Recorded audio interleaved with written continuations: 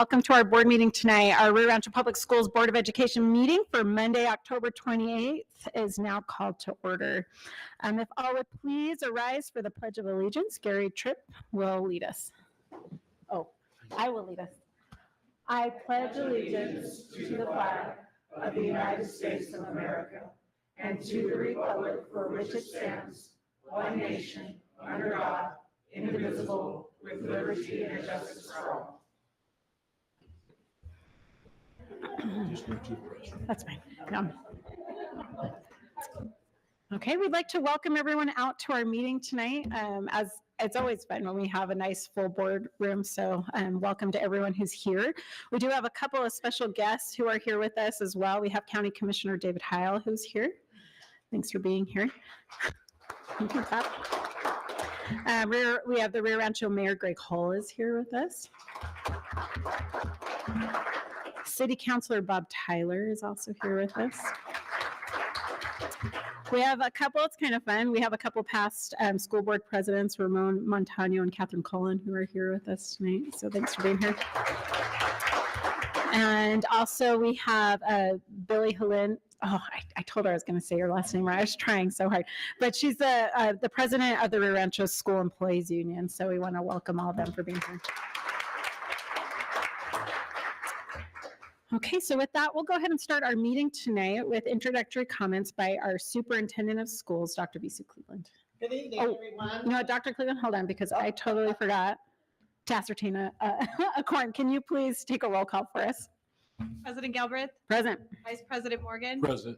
Secretary Tyler? Present. Board Member Tripp? Present. Board Member Miller? Present. You have a quorum. Okay, thank you so much. I just got so excited about all of our visitors. Usually it's me. All right, go ahead. Thank you, Dr. All right, Cleveland. here we go. Again, everyone, thank you so much for being here. We're really glad that you have come out on this Monday evening. Before the board meeting, we had an audit committee meeting. It met at 4 o'clock. The committee is chaired by Dr. Beth Miller, and it was held as an executive session as permitted under the Open Meetings Act and the confidentiality requirements of the New Mexico Administrative Code.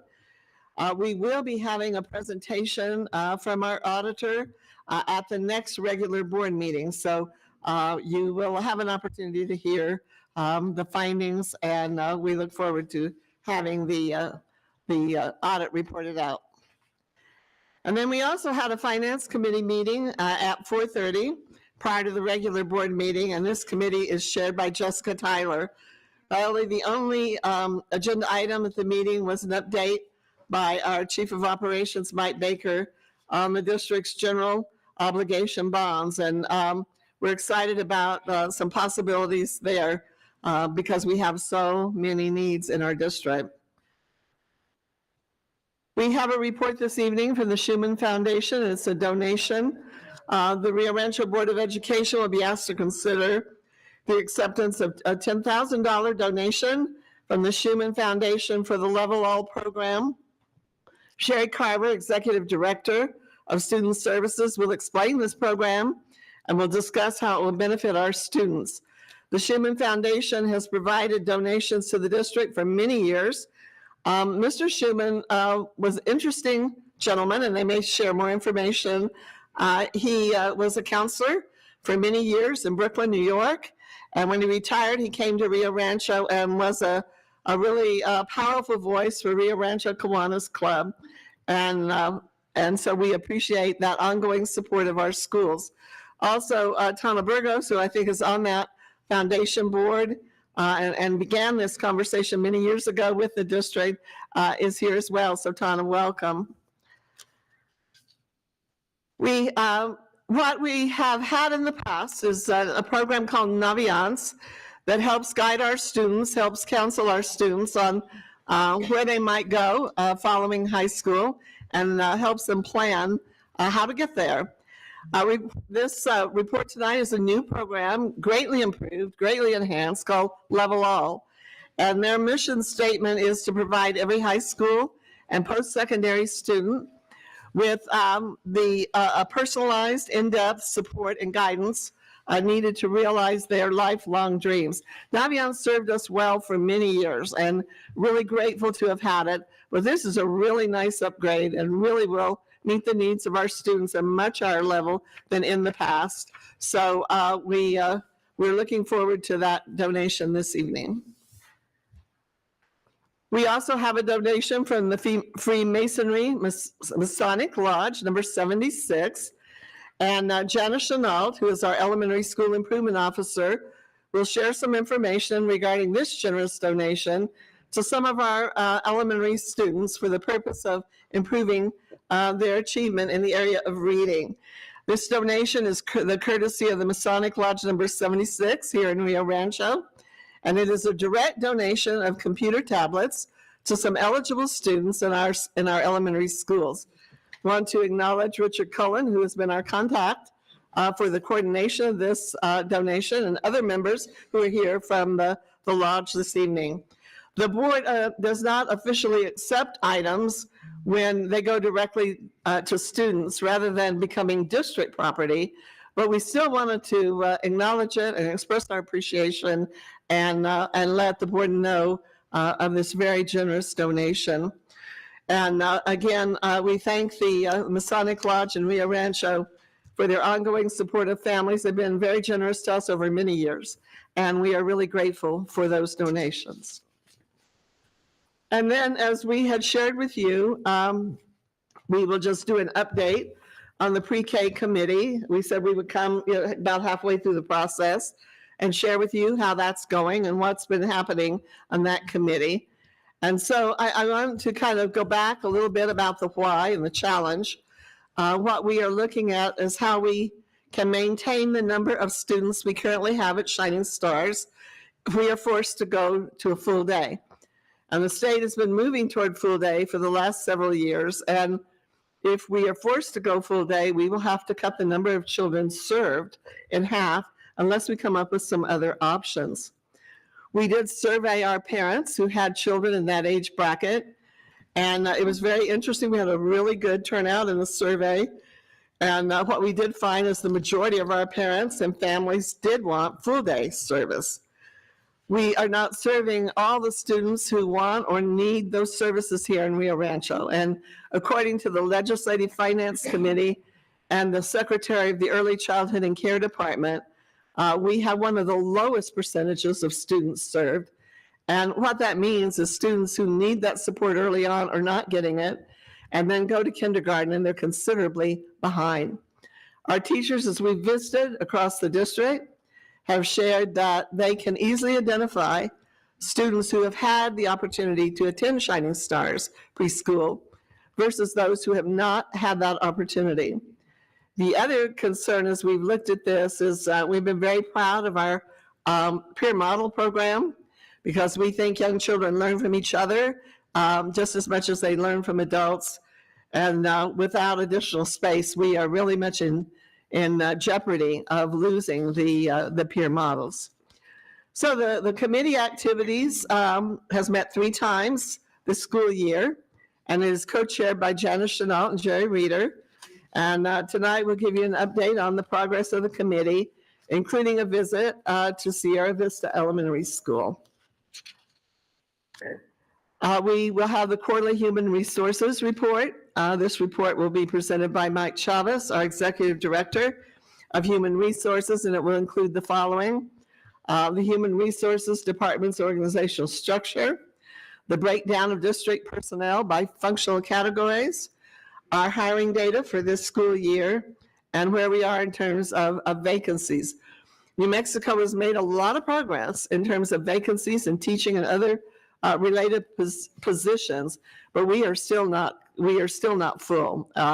We still have well over 1,000 vacancies for teachers alone in the state of New Mexico. And then Mr. Chavez will provide you with some information on recruitment, hiring, and retention efforts in his department. We have an update for policy 806. It was brought to the board last time as a first reading, and proposed changes to this policy will be presented by Sal Maniaci, our Executive Director of Safety and Security, and Sherry Carver, who is our Executive Director for Student Services.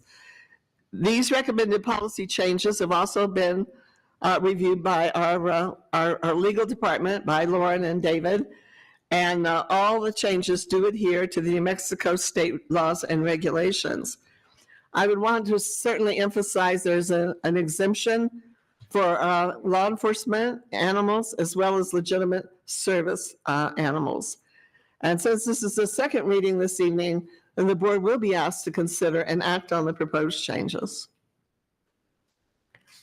And I stand for any questions or concerns. Any questions from the board? Okay, thank you very much. Thank you, Dr. Cleveland. Okay, we'll start by approving the prioritized agenda and proposed time allocations. Madam President, this is Board Member Tyler. I'll make a motion to approve the prioritized agenda and proposed time allocations. Board Member Jeff Morgan, I second. Okay, we have a motion and a second. All in favor? Aye. Aye. Any opposed? Motion carries 5-0. Okay, we'll now move into the public comment portion of our meeting tonight. Sorry, let me get my papers organized. So we received a number of public comment, both through our online forum and also here in our boardroom tonight. And so I'm going to start by summarizing our comment that came through our online form first. So we received 21 through our online form. And we received 19 in regards to the safe space signs and 2 in regards to Puesta. So for our safe space signs, we received public comment from Samantha Young, Jade DeBaca, Maggie Young, Melinda Nickerson, Gage Chavez Cowles, Elise Mont, Emily Savinelli, Brandy Moore, Melissa Lawrence, Shannon Durrell, Shauna Wicks, Rachel McClelland, Melanie Lucero, Wendy Layton, Janaya Chavez, Amanda Salvedra, Havens Levitt, Ashton Nichols, and Kayomi Wilkes. So those were all in regards to our safe space signs. And then we received 2 in regards to Puesta, in regards to the pre-K program possibly going there. And those were from Leilani Zaruma and Alaya Gonzalez. There was actually one more on that. I apologize. I'm going to take back. So Amanda Saavedra was also was one of our Puesta. I think I have that written in wrong on mine. So, okay. So those were what we received on our online. Now going into what we have here in the boardroom. So we have 10 individuals who are signed up for public comment in the boardroom tonight for various topics. As we invite you up, we will have 3 minutes. So JC will have a timer that will sound right at 3 minutes. We ask that as those 3 minutes pass and that alarm sounds, if you would please just sit back down. We reserve 30 minutes total in the boardroom for public comment. And so this will allow for others to be able to give their comments. And so please, when that alarm sounds, please go ahead and sit back down. I'll name each individual, and then you'll be, as soon as you come up to the podium, you start, JC will go ahead and start your timer. I ask that if you just go ahead and check the agenda, which is also up on the table up here. It has all the things in regards to our public comment being given in our boardroom. So with that, we'll go ahead and get started, and we'd like to invite, and I am so sorry, there's so many different names. I feel like I take on every place in the world as we go through public comment, trying to get everyone's names down. And so if I say it wrong, please feel free to go ahead and say it correctly when you come up. But our first will be Angela Tertstra, if you want to come up. If I said that so wrong, but there we go. Thank you. It's funny how in your mind too, it sounds different than when you try to say it out loud. It's actually just how it's spelled, Tiertstra. Okay. Sorry, I have my back. Hi, my name is Angela Tiertstra, and I am a social worker at Colinas del Norte Elementary. I'm also a parent of a student who attends Colinas del Norte Elementary. I'm here tonight to talk to you about a pretty serious issue that we have been having. I'm going to address my school, but I know it's happening all over the district. I'm 30 years in as a social worker. I'm an LCSW. I'm also a little bit halfway past my doctorate of social work, focusing in trauma in elementary education. So I'm here to inform you of a major issue that our teachers are facing. It's aggression in our schools. And yes, I am talking about elementary schools. Personally, I have been hit, kicked, bit, spit on, or stabbed with a pencil approximately 20 times since August. It's a daily occurrence. It happens at least once a day since August. We also have 62 reported incidents of aggression. 23 teachers have reported violence or injury from a student to the teacher. 32 incidents of student-on-student violence. This is since August, and this is only the data from my school. Across our nation, we're witnessing an alarming trend. Recent studies show that approximately 30% of teachers have considered leaving the profession because of behavior and disruptions. Additionally, surveys indicate that 30 to 40% of educators report that disruptive behavior plays a significant role in their decision to leave the classrooms. These numbers reflect a crisis that extends beyond just statistics. The disruptions affect not only our special ed, special education, our teachers, but also the general education students that are in the classroom during the disruptions. There's classroom disruption, frequent interruptions steal precious instructional time. Emotional trauma. Witnessing aggressive behavior and aggressive acts towards your teacher can instill deep fear and anxiety in students. They may experience trauma that affects their sense of safety and well-being in the classroom. The emotional toll hinder their ability to focus, engage, and participate in learning activities, leading to long-term effects on their academics and their mental health. There's diverted teacher attention. If a teacher has to pay attention to one student who's disrupting the learning of others, the other 20, 22 children in the class at that point are not learning anything. Negative classroom environment. If there are constant disruptions in the class, it's a negative classroom environment. Thank you. Thank you.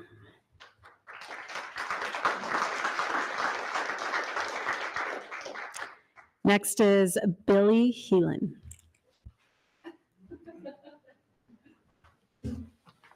Thank you, Board President Galbraith. How do you say your last name?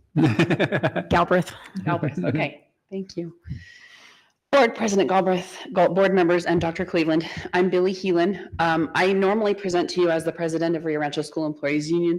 Today, I'm actually here as an educator and as a community member. I want to be clear that I'm speaking today as a concerned citizen and educator and not as the president of our union. As a second grade teacher, I don't find that safe zone signs directly affect my students or me very often. But I often think about my former students and what they need as they finish their educational path with our district. I always come to the conclusion that every single former student of mine is entirely unique and has specific needs that only their current teacher or teachers would fully understand. I believe it is important to create safe and inclusive learning environments for all students. While some people may object to the idea of LGBTQ+ safe zone signs in schools, I believe that these signs serve as a powerful symbol of acceptance and support for students who may be struggling with their identity. They serve as beacons of acceptance that may prevent vulnerable students from pursuing self-harm. The purpose of these signs is to let students know that they are welcome and valued, regardless of their sexual orientation or gender identity. They provide a visual cue that students can turn to if they're feeling unsafe or need help. By creating these safe spaces, we help to foster a more inclusive and supportive school culture. I understand that some people may have concerns about the appropriateness of these signs in schools. However, it is important to remember these signs are not promoting a political agenda. They are simply a way to show students they are cared for and accepted.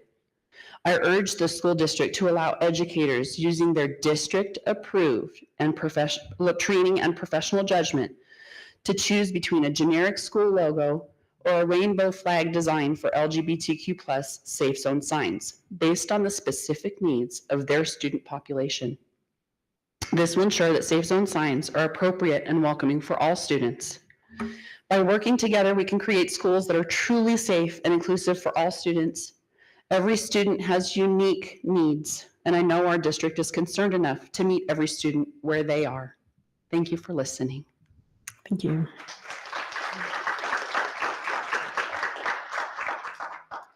Our next is Penelope Licio.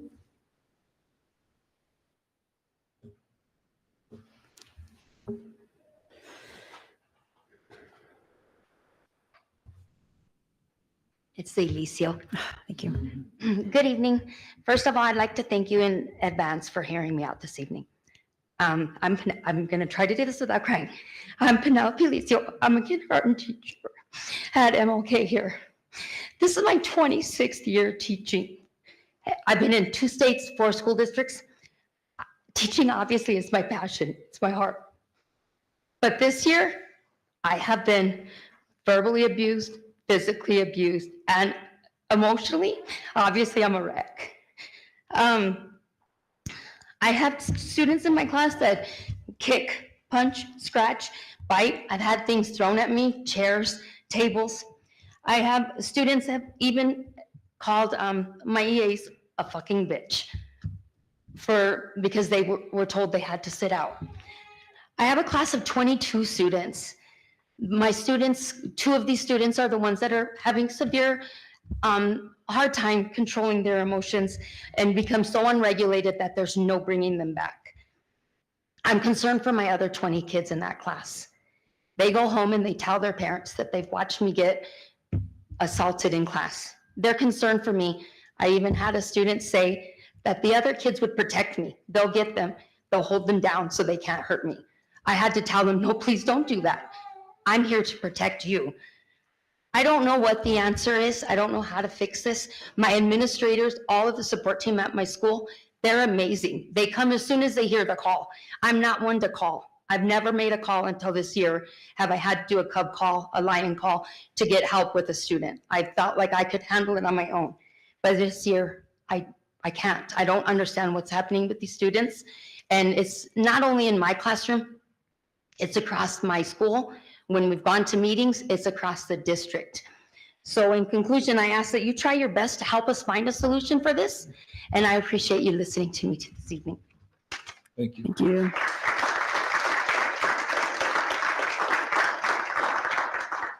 Next is Nicolette Guzman.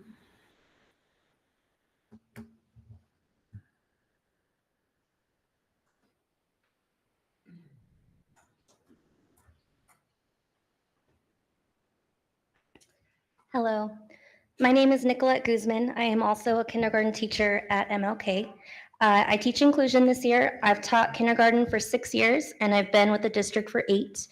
I'm here to speak on behalf of the teachers in the district and at my school who've seen a rise in student aggression, especially in the early educational level. This behavior consists of kicking teachers, throwing items in the room, cursing, screaming, tearing classroom items, and even hallway decorations, throwing rocks at teachers, running out of the classroom, and students are crying. These behaviors occur when a student is dysregulated or is being asked to do a non-preferred task. Once students are in this dysregulated state, there's not much that will calm these students down.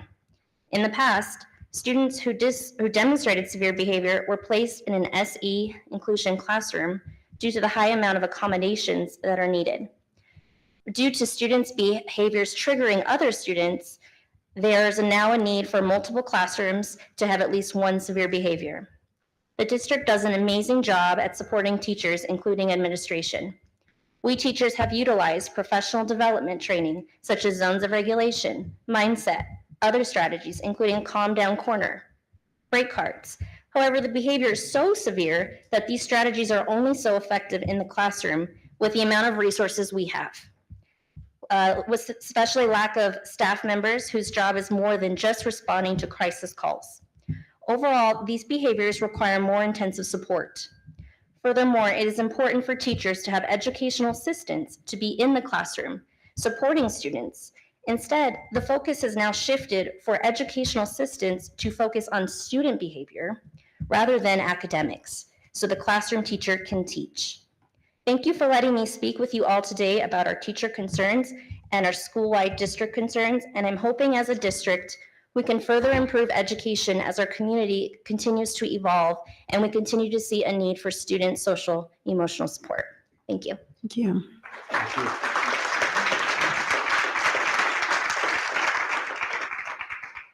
Okay, our next is Ryan Browser.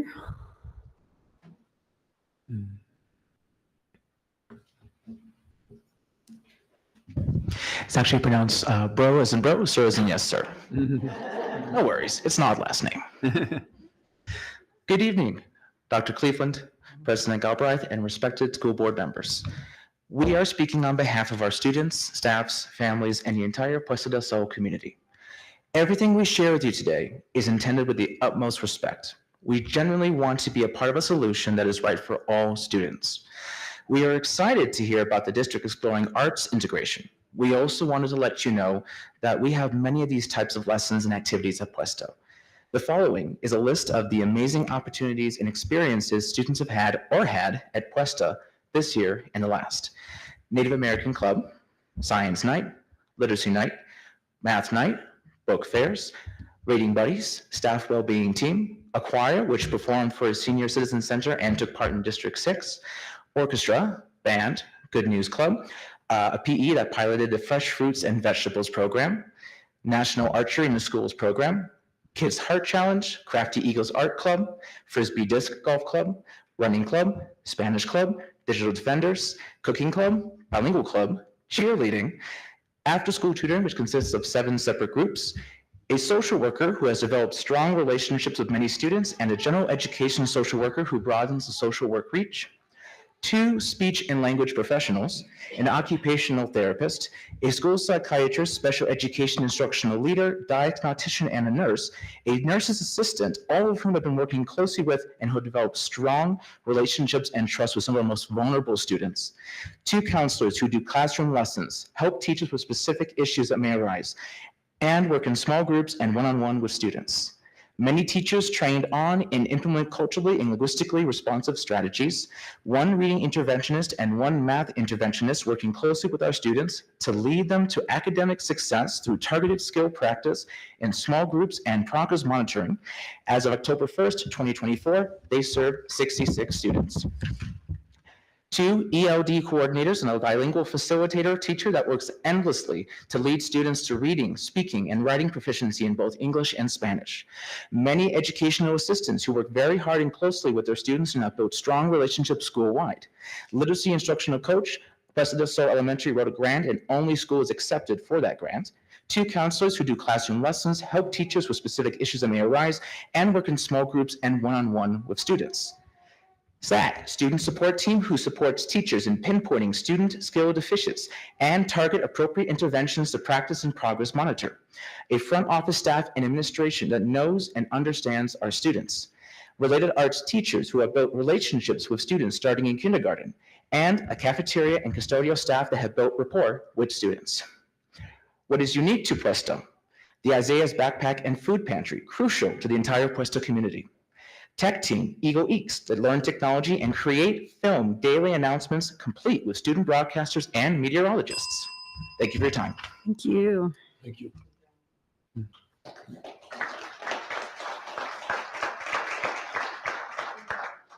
Our next is Anna Mayberry.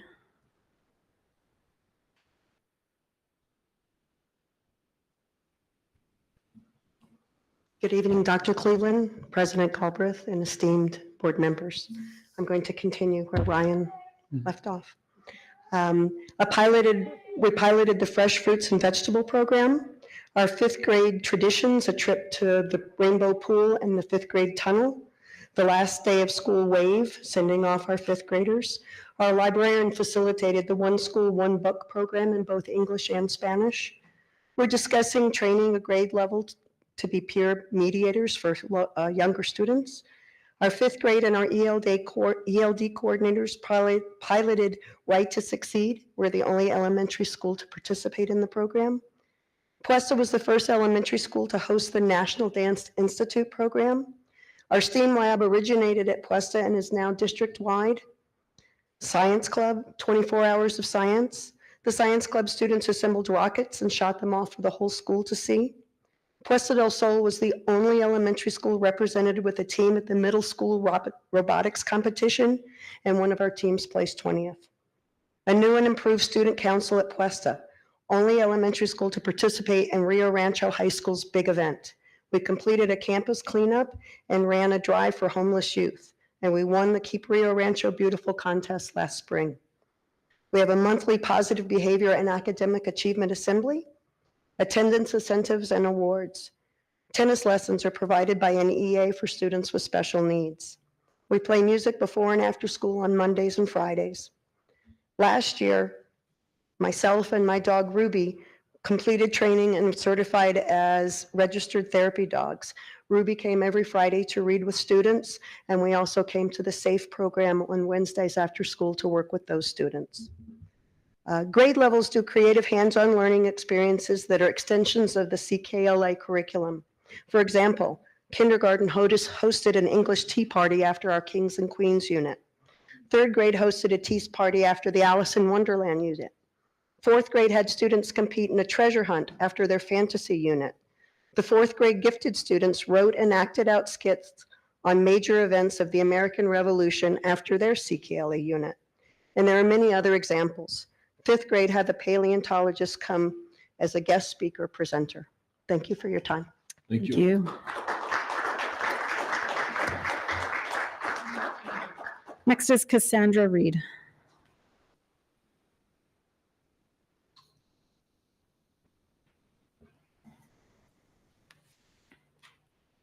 Good evening, Dr. Cleveland, President Galbraith, and respected school board members. I'm going to continue where Miss Mayberry left off. Fifth grade did a river exchange project where they learned about the water cycle in New Mexico and then planted trees on the bosque. 180 students on IEPs. That is 31% of our student population. Students and special education teachers have built strong relationships, and the teachers genuinely know and care about their students. Cafeteria and custodial staff have built rapport with students. Puesta was established in 1983. It became part of Rio Rancho Public Schools in 1994. Over 40 years of history.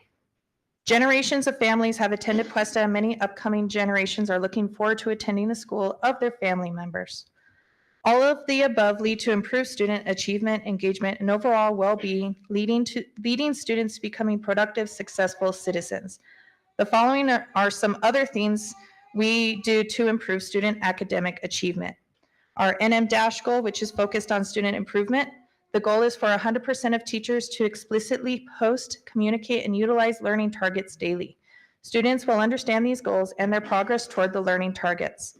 We have school-wide walk to intervention, as mentioned above, targeted intervention practices, weekly progress monitoring by all teachers, student data folders, data studies, weekly PLCs, weekly MLSS meetings to include student data and work product analyzation, regular collaboration with support staff, attendance initiatives to include relationship mapping and McKinney-Vento to support students, positive behavior initiative with a focus on soaring behavior, tracking meetings, professional development, which is various throughout the year and summer, consistent communication between staff and family members, a grant from NMPED for structured literacy, rigorous teacher professional learning for teachers facilitated by a literacy instructional coach.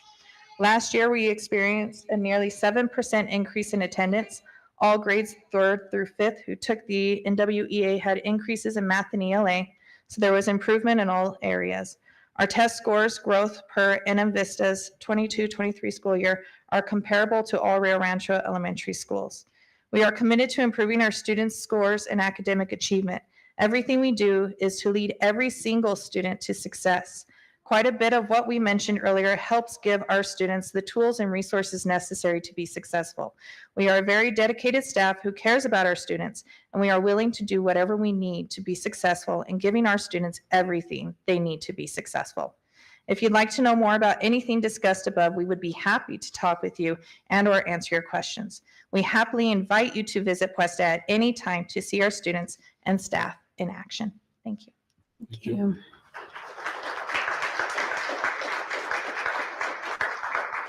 Serenity O'Brien.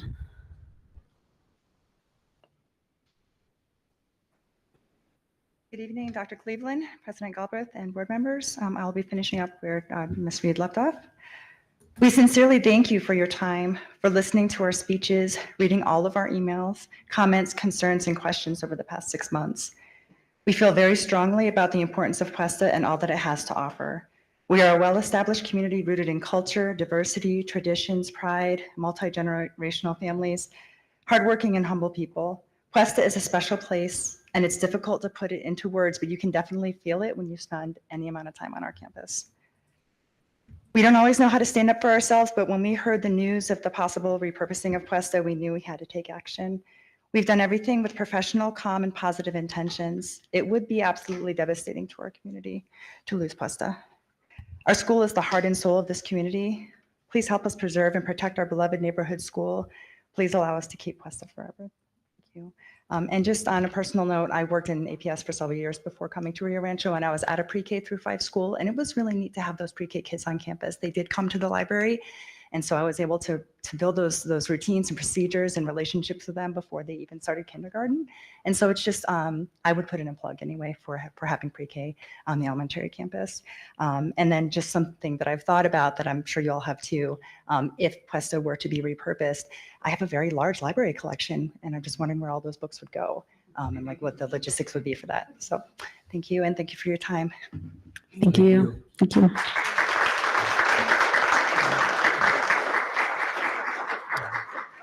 Ramon Montano.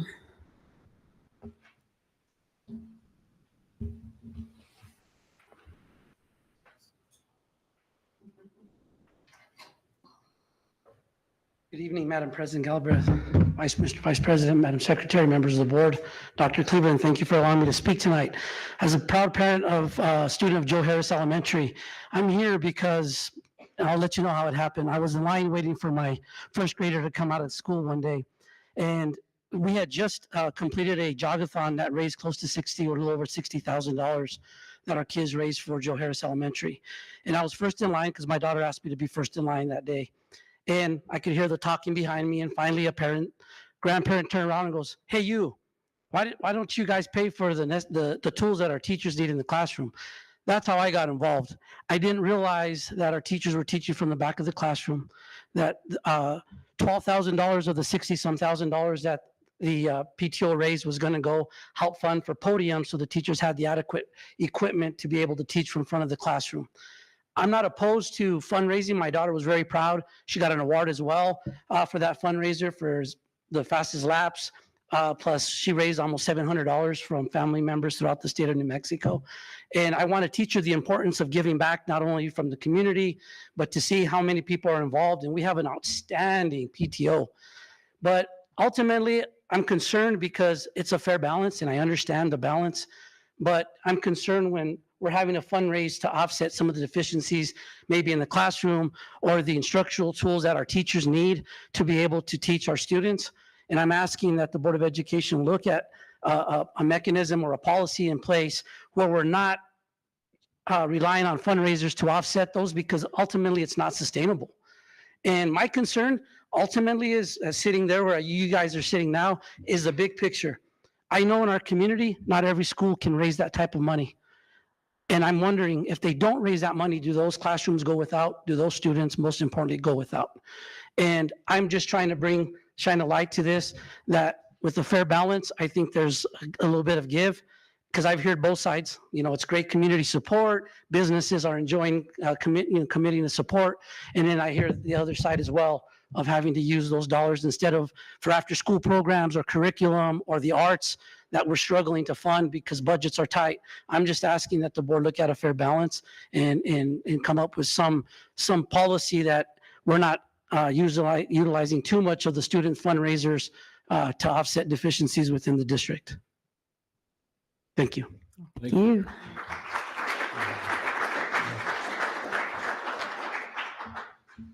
Okay, and last is Lynn Schwager.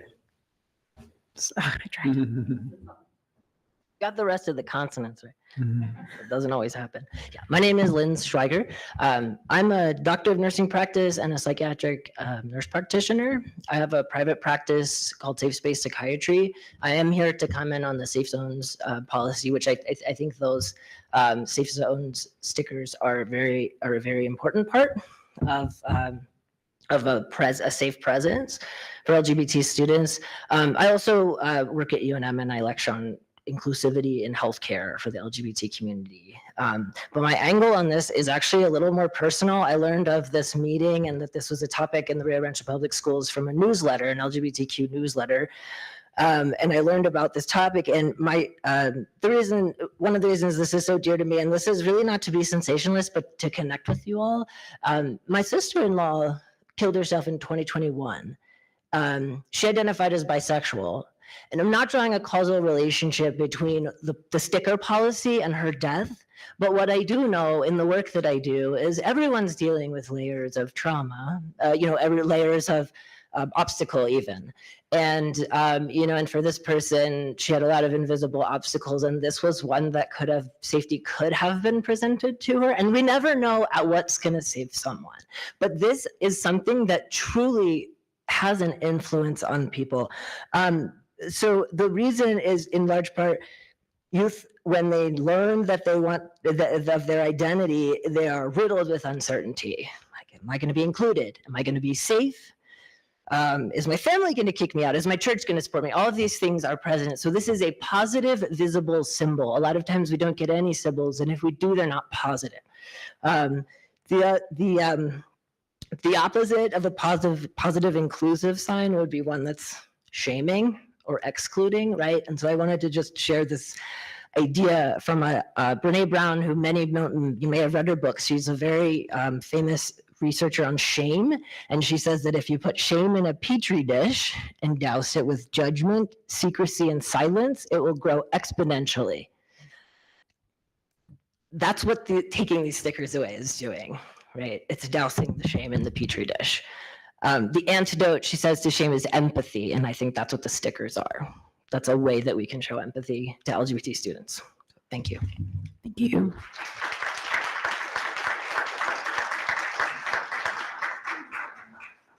All right, that wraps up our public comment for the evening.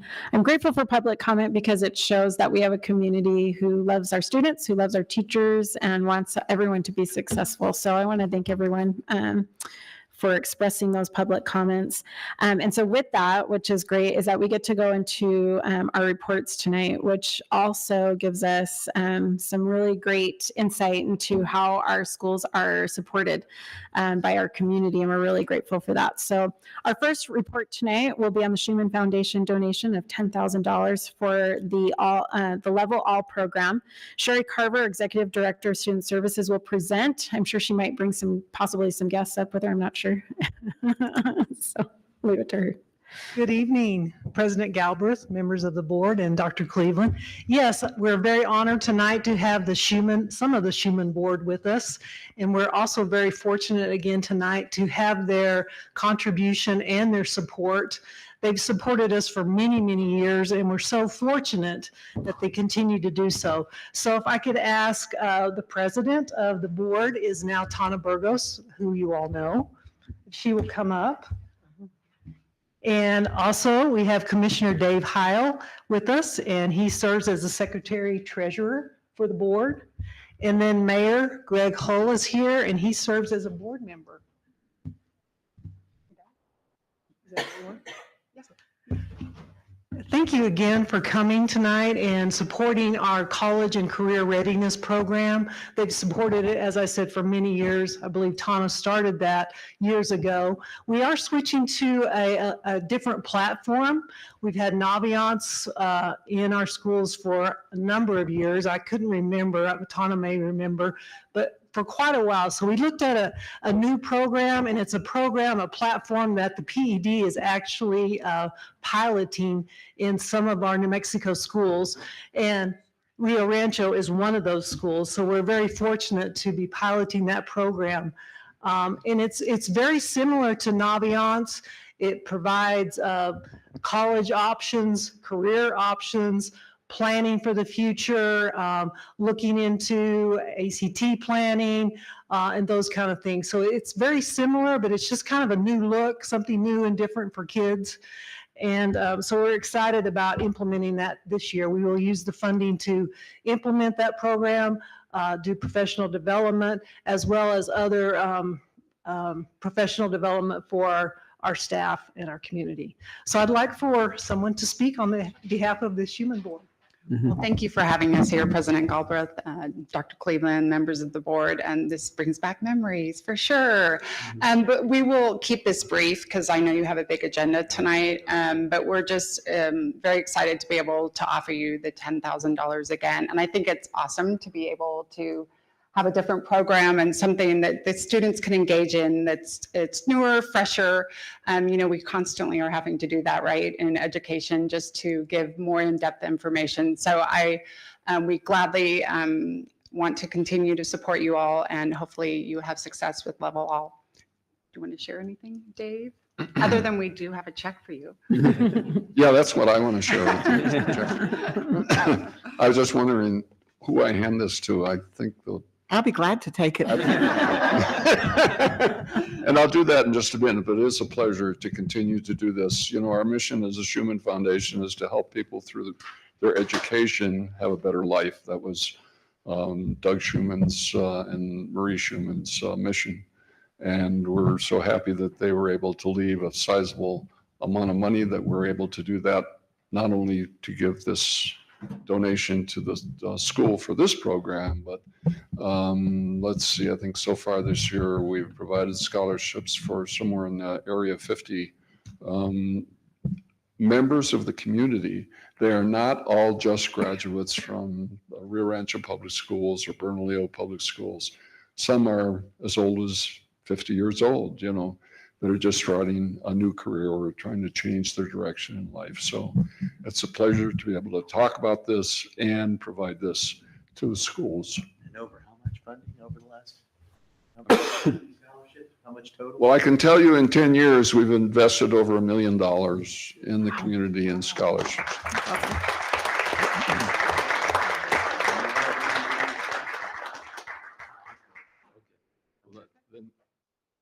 Could we have a picture taken? Yeah. Yeah. Why don't we get a picture? You can hold the check and.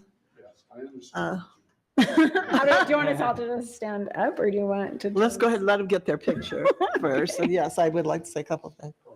Okay. I'm in a weird spot. I'm just gonna come stand. Stand up. Stand up. Come on over. Otherwise, we're awkwardly in the middle. Oh, boy.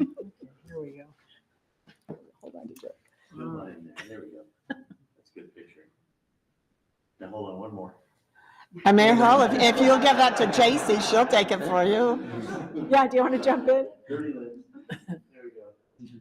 There we go. All right. Thank you. Anyway, Thank you. Make sure. How wonderful.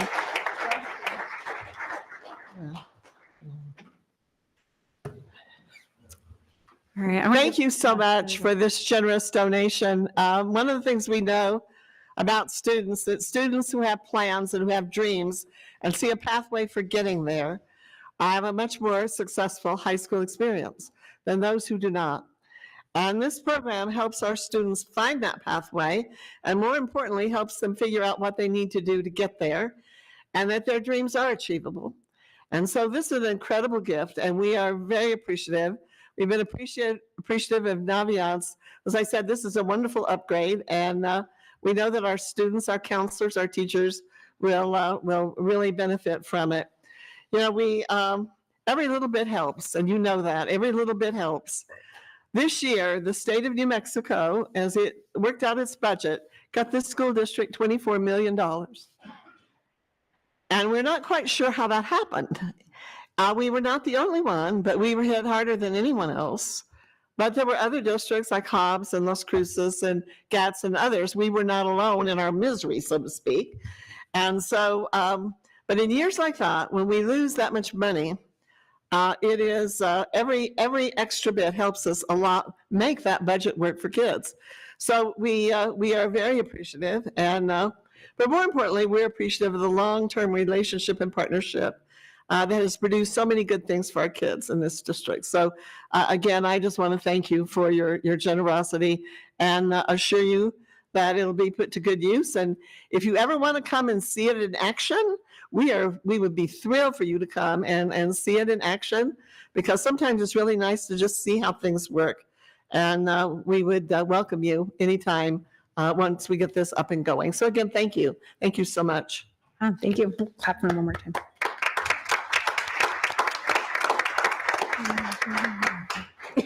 Okay, we'll go to our next report, which is the Freemasonry Masonic Lodge, number 76, donation of tablets for elementary student reading achievement. Janice Chenault, she'll present. She has some guests here as well. Good evening, President Galbraith, members of the board, Dr. Cleveland. Adults like money and kids like technology. So this is going to be a good evening. I'd like to introduce Richard Colin and members of the Freemasons for Masonic Lodge number 76 in Rio Rancho. This year, they are generously donating 11 tablets, one for a student at each of our elementary schools. Previously, our school librarians received bicycles to raffle to one lucky student, but since another business is now donating bikes, the lodge has pivoted to tablets. The librarians at each site will work with their administration to determine how the tablets will be distributed. Our lead librarian, who couldn't be with us tonight, Amanda Ball, will receive the tablets on behalf of the elementary school librarians. For over 15 years, our elementary schools have been grateful recipients of the lodge's kind and consistent support. We truly appreciate their dedication to supporting our public schools and students in Rio Rancho through this long-standing relationship. I will turn it over to Mr. Colin to introduce additional guests from Lodge 76. Thank you. Like she said, we've been donating bikes for 15 years or better to the schools directly, but we pivoted to the tablets this year because of some situations. But so I'm just going to turn it over to John Keel, because he is part of the leadership of the lodge currently. Thank you, Richard, and good evening, Dr. Cleveland and President Galbraith and the members of the board. We thank you all so much for the opportunity to speak here tonight. On behalf of our lodge and the master of our lodge, who couldn't be here because his wife is potentially giving birth to their child tonight. So on behalf of our lodge, we appreciate the opportunity to speak and to donate these tablets. If we can make a difference in just the life of one student, then we've accomplished our goal, and that is to help our community. And as Freemasons, and one of our biggest goals is charity for our communities. And we actually have a school at our lodge for children with learning disabilities that we actually offer to our community as well. So it's a huge part of our heart and soul, and we're happy to be here to do that. Thank you. Thank you. Again, the same thing we said earlier just applies to this, how much we appreciate it, is that these go directly to students. And when students get access to the internet, it opens a whole new world to them. And you think about everything we do every day that we can't do anymore without technology, without that access. You can't register for college. You can't get airline tickets. You can't, so many things. And so it does just open that door for children. But this focus is primarily on reading and reading achievement, how we can improve the achievement of our students in the most fundamental of skills, and that is reading. So I really want to thank you for your effort, and thank you for the good effort that our Freemasonry does in the community, not just in education, but in so many different areas. And I have a lot of Freemasons in mine and my former husband's family, and we know the really good work that you do, and we're so appreciative of that. So thank you for coming this evening. Thank you for this very generous donation. Yeah, thank you.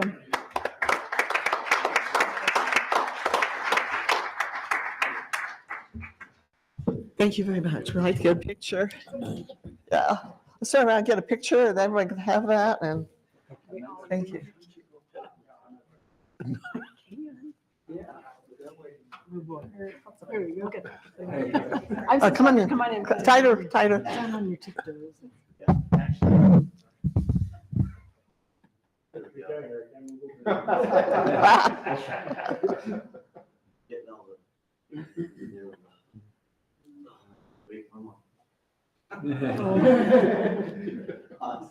Thank you. Thank you. Thank you very much. I do appreciate it. Thank you, thank you. Thank you so much. Thank you for coming. Thank you. Thank you.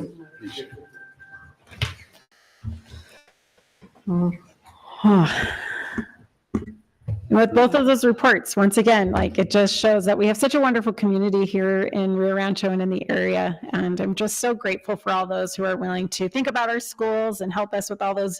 There's so many needs that we do have all the time. And so we're so grateful. Anything helps, everything helps. So thank you. Thank you for being with us tonight. We'll go into our next report for the evening, which is our pre-K update. Jan Chanel, our elementary school improvement officer, along with Jerry Reeder, our executive director of special services, will present. Good evening again, Madam Galbraith, members of the board, and Dr. Cleveland. We wanted to give you kind of a midpoint review about what's happening in the pre-K committee. What you have in front of you is our build-out timeline, what our goals are through December. If anyone here is part of our pre-K committee, will you please raise your hand? So you can see we have several people here. We want to thank them for attending and being part of our team. This has not been it's been very informative, but it has not been an easy task. We have approximately 30 members, sometimes more, depending on what the meeting is covering, which consists of current parents of pre-K students. We have a grandparent, teachers, both at pre-K level and elementary, Shining Stars preschool staff, Puesta del Sol staff. We have representation from MLK, Vista Grande. We have special education staff and SEALs, special education leaders on the committee. We have a representative from Child Find. We have administration from multiple sites, school sites, and executive directors from each department that's going to be impacted here at the district office. If you go to the next slide, we broke down the agenda for each meeting. So we just want to give you an overview of what we talked about at each meeting. In the first meeting, we spent quality time doing introductions and getting to know each other so everyone would know who was on the committee.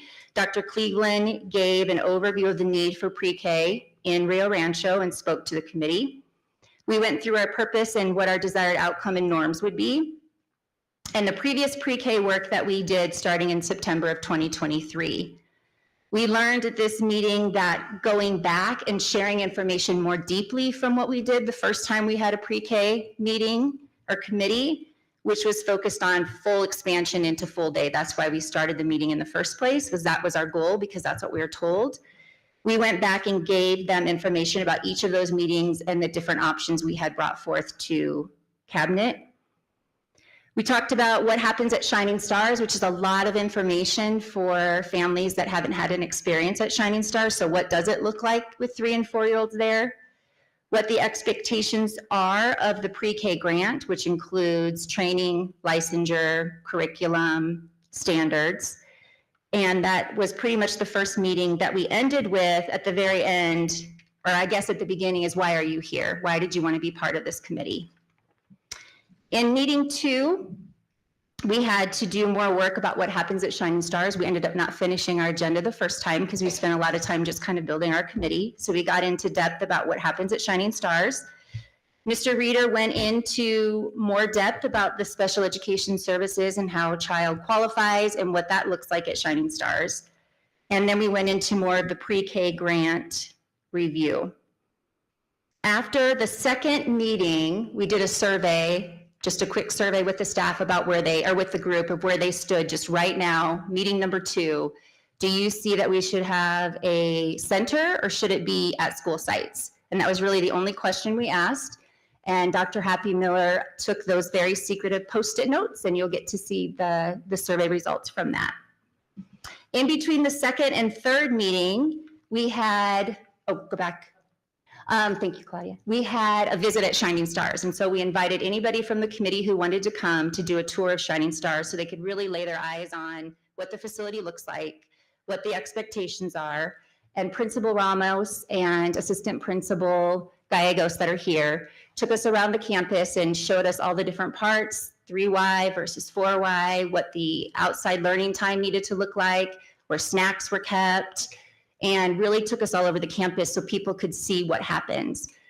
I talked to both the parent from Puesta and the grandparent from Puesta, and that was very perplexing for them. As much as their heart is into Puesta, they understood why we had one center. So I think that was very eye-opening for them to see what it really looks like when it's in a center base. The grandparent was also very informative at our second committee because she didn't know about Child Find. So she didn't know that they could get help for her grandchild earlier. They didn't have any idea. And so finally, when she got services and was able to go to Shining Stars, then they started to see advancements with her. And so she really pushed for the committee as we look at pre-K and Rio Rancho to share more information about what Child Find is. You know, we have clinics and Jerry can talk to you about that. We think we're doing a good job, but to hear from a community member that she didn't know about it for her grandchild was important information for us to receive. So I think the value of having family members on the committee is really important. In the third meeting that we had, and this is the most recent meeting we had, we will share with you the survey results that we gave to the committee, and those were around just kind of where everybody was standing after the second meeting. Community members that had children under 4, that Beth Pendergrass sent out a survey to see would they prefer half day or full day, and would they need transportation if they were to access pre-K. And we'll be sharing that information with you. Patrick Martinez shared information about facilities, and that was a lot of information. He did a fantastic job going to the 5 different elementary sites that we were looking at to see if they had the capacity for pre-K, which classrooms they might use. He did a wonderful in-depth job of a building may have capacity for 800 students, but when you look at the different programs, what is the program capacity in the school? And really just tried to give the committee an overview of if we were to repurpose or to add pre-K to sites, what that would look like inside the building. And then we shared research and best practices, but we again ran out of time to really go into depth on these. And we shared the information with the committee, but we are going to have to come back to that because we sent it as homework, and I don't think a lot of people had time to read the homework. But these pieces are really important. What is the principal's role in early childhood? What do transition kindergarten classrooms look like? That's another part of what the committee's looking at. What are the pre-K learning experiences? We looked at research from a company that we work with called EAB. And then we also, when it talks about principal role in early childhood, the focus is the success of pre-K truly depends on that trajectory from pre-K to 3rd grade. If that trajectory isn't smooth and consistent, then they find by the time a child is in 6th grade, you can't tell who went to pre-K and who didn't. Like that has to be solidified throughout, within the district. I think it's you now, right? All right, as Jana said, we called it the pre-K team Post-it note vote, just to kind of see where everyone was at after our first 2 meetings. And we want to again thank Dr. Happy Miller for tabulating our information. So if you go to the next slide, 17 people were still looking at a second pre-K center as the top possibility, and 7 people stated that they wanted to look at distributing our students across our elementaries, and then 1 other person said we possibly look at other information. Okay. The next slide, and we want to thank Beth Pendergrass for surveying our community. We had 1,323 responses from parents with children 4 years old and younger. Those with children 0 to 12 months, 93 participated. 1-year-old, 124 participated. 2 years old, 269 participated.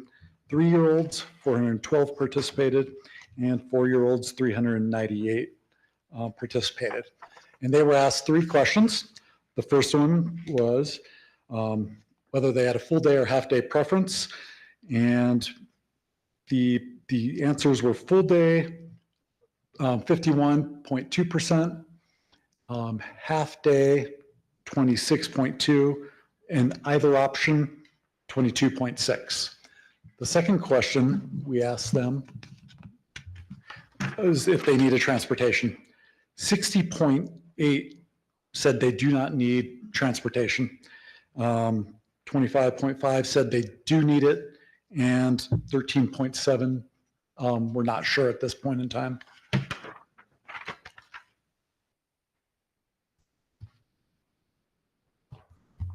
This was our Padlet that we used for our articles. And so just a big part of this was really looking at research and what's happening across the country. And even though we don't have all of that information for you right now, some of the research I can summarize for you is that it depends on the quality of the program, not necessarily the location, but that alignment from pre-K to 3 is significant to the success of the program. We'll talk to you a little bit about Sierra Vista and our visit there, though, because I think that'll add something extra to what we're going to share. What we asked was for the committee, they're going to have to summarize their 5 most important takeaways from the article that they had to read. What do they still want to know, and how will that information inform our recommendation? Ms. Ramos informed me the grant is only 410, not 420 students. So it's 410 students that are in our half-day program. So just to remind everybody, if we go to full day at Shining Stars, we can have a grant for approximately 205 students in 4Y. And then we will have to find a location for 205 of the remaining to maintain the same number of students in the grant. If we expand our capacity at a facility or multiple facilities, then we can add students. But that's how many students we will have to find a home for if we go full day, which seems to be what the community is asking us to do. So right now we looked at the center being Puesta, although we know that there could be a possibility if there was another location, but these are the plus deltas that we found just looking at the information in the committee. So we have to be able to expand at a manageable rate. We have to consider room for growth. This is why we would have a center at Puesta. We would need to make facility adjustments according to specific plan and to Shining Stars preschool standards, and we already have facilities looking at that. We would have all of our pre-K students in 2 facilities instead of spread out throughout the district. We would be able to honor the parent survey responses for full day pre-K. We would be able to have more students, hopefully through the additional students going to the second center, preparing students for kindergarten. And we'd be able to house all of our ancillary resources and specialized support staff in those 2 places instead of having them move around the district. Some of the deltas, and these are real concerns, whether we go to a center or we go to the school sites, is hiring enough staff that are pre-K certified as we expand. The licensure requirements for additional staff. I believe they have 24 hours of professional development every year that they have to take. In addition, they have to be early childhood certified. And if they have special ed students, they have to be special ed certified. The location of Puesta isn't necessarily ideal. The bathrooms are not attached to the classroom. They do have bathrooms in the pod, but when we visited Sierra Vista, they could not imagine bathrooms not being attached to the classroom when they had pre-K students. Transferring 542 students, this is the current enrollment at Puesta, will put 3 of our other elementary schools close to 800 students. And then large school size would limit transfers we can accept. And repurposing schools typically have an enrollment of 1 to 200 students when they repurpose a school. If we were to place these classrooms at sites, these are the plus deltas. The plus are the students can attend their home school for pre-K. According to the research in successful pre-K programs, pre-K3 alignment is the key to pre-K success. Easier transition to kindergarten because families are part of the school community. Increasing the numbers of pre-K students. The deltas would be, we would only be able to take students not on IEP or speech IEPs at the school sites.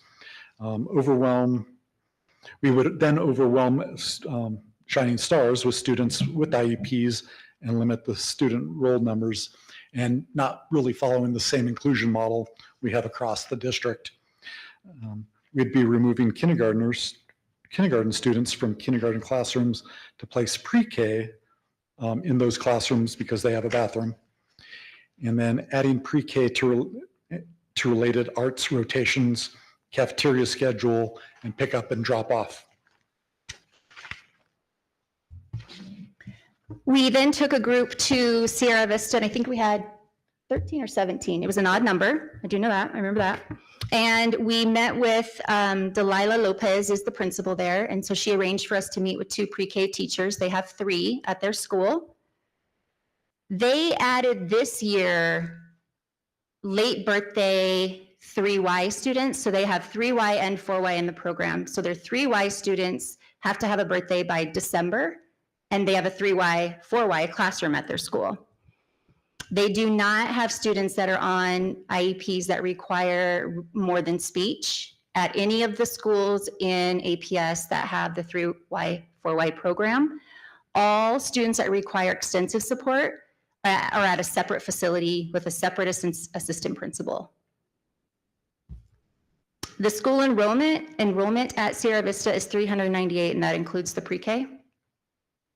Their pre-K classes are maxed at 16, and they would not take more than 4 speech students with IEPs that receive speech. So that means they would have 12 that don't receive any services and 4 that receive speech. They do have 2 adults in each room. APS has specific classrooms for D-level IEP needs, and they're at different sites. And the one that Delilah Lopez came from, she was the assistant principal at Petroglyph Elementary. The committee was interested in visiting that school just to see what that would look like. And then they did tell us that APS is moving towards center-based as they repurpose their smaller schools. Did you want to add anything about Sierra Vista? It was actually very surprising to me at Sierra Vista to see classrooms that didn't have that special education population in them, especially coming from all of our schools, that very inclusive population.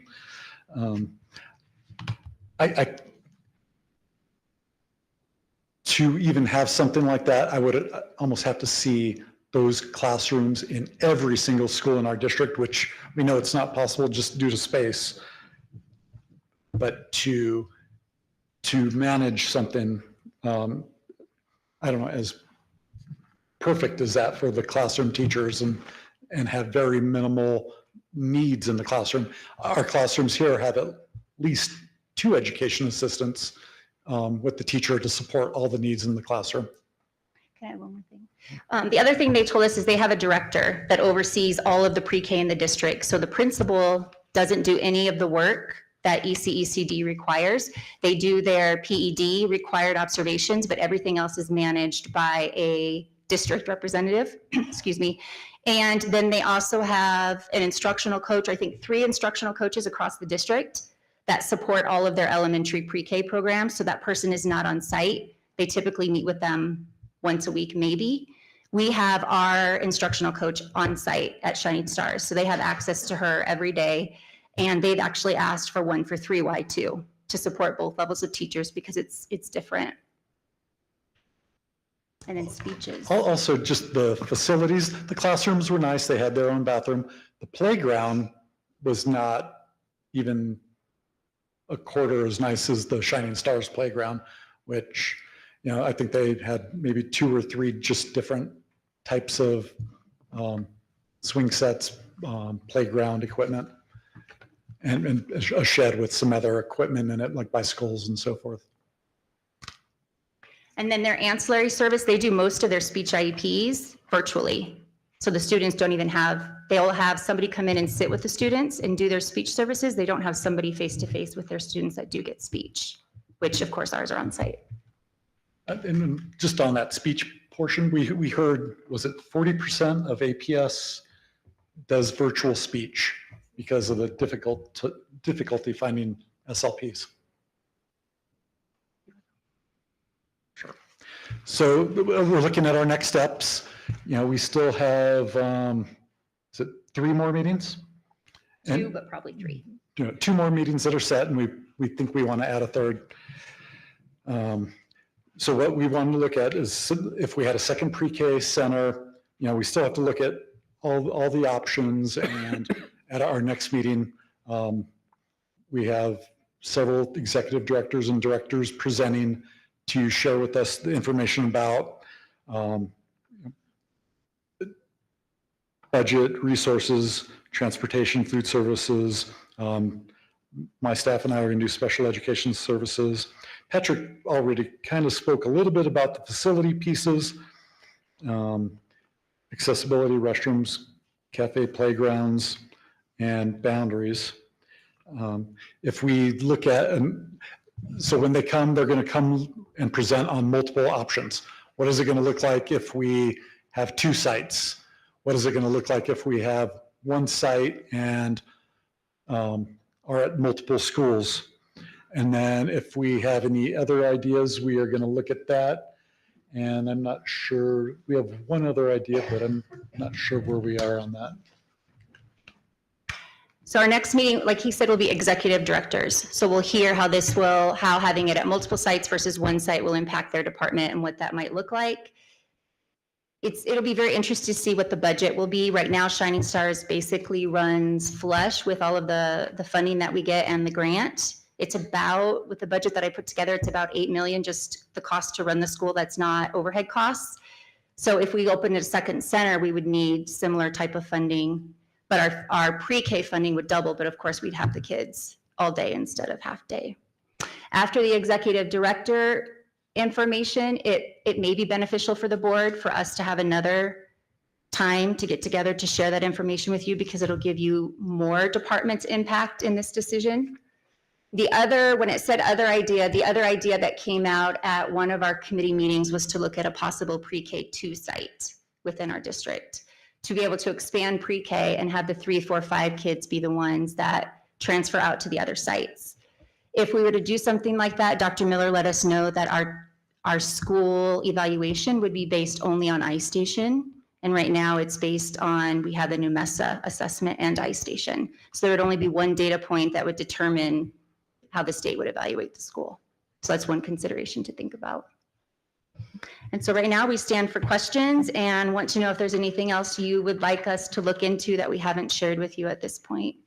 Okay, thank you. Thank you. You're welcome. Good report. Dr. Cleveland, do you want to add before we go into questions? Do you have some things you want to add? No, we let the board ask questions. We're halfway through the process, so that's what we really want to stress. If there are things that you want information on, now would be the time to say, I'd like to have more information on this. The only other thing I would emphasize, could we go back, Claudia, to the slide that has the survey on it? One more back. No, the one that had the, Go forward. right there. Perfect. Thank you. So just to keep in mind that right now we serve a little over 400 children in a half day. So a couple hundred in the morning, a couple hundred in the afternoon.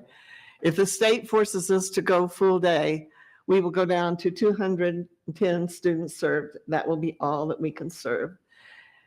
You can see the number of children in our community who would probably like to have services. They liked it enough to at least fill out the questionnaire and give us their feedback. I think you can see why we're one of the districts with the lowest percentage of children served in the state of New Mexico. It's related to space. It always has been.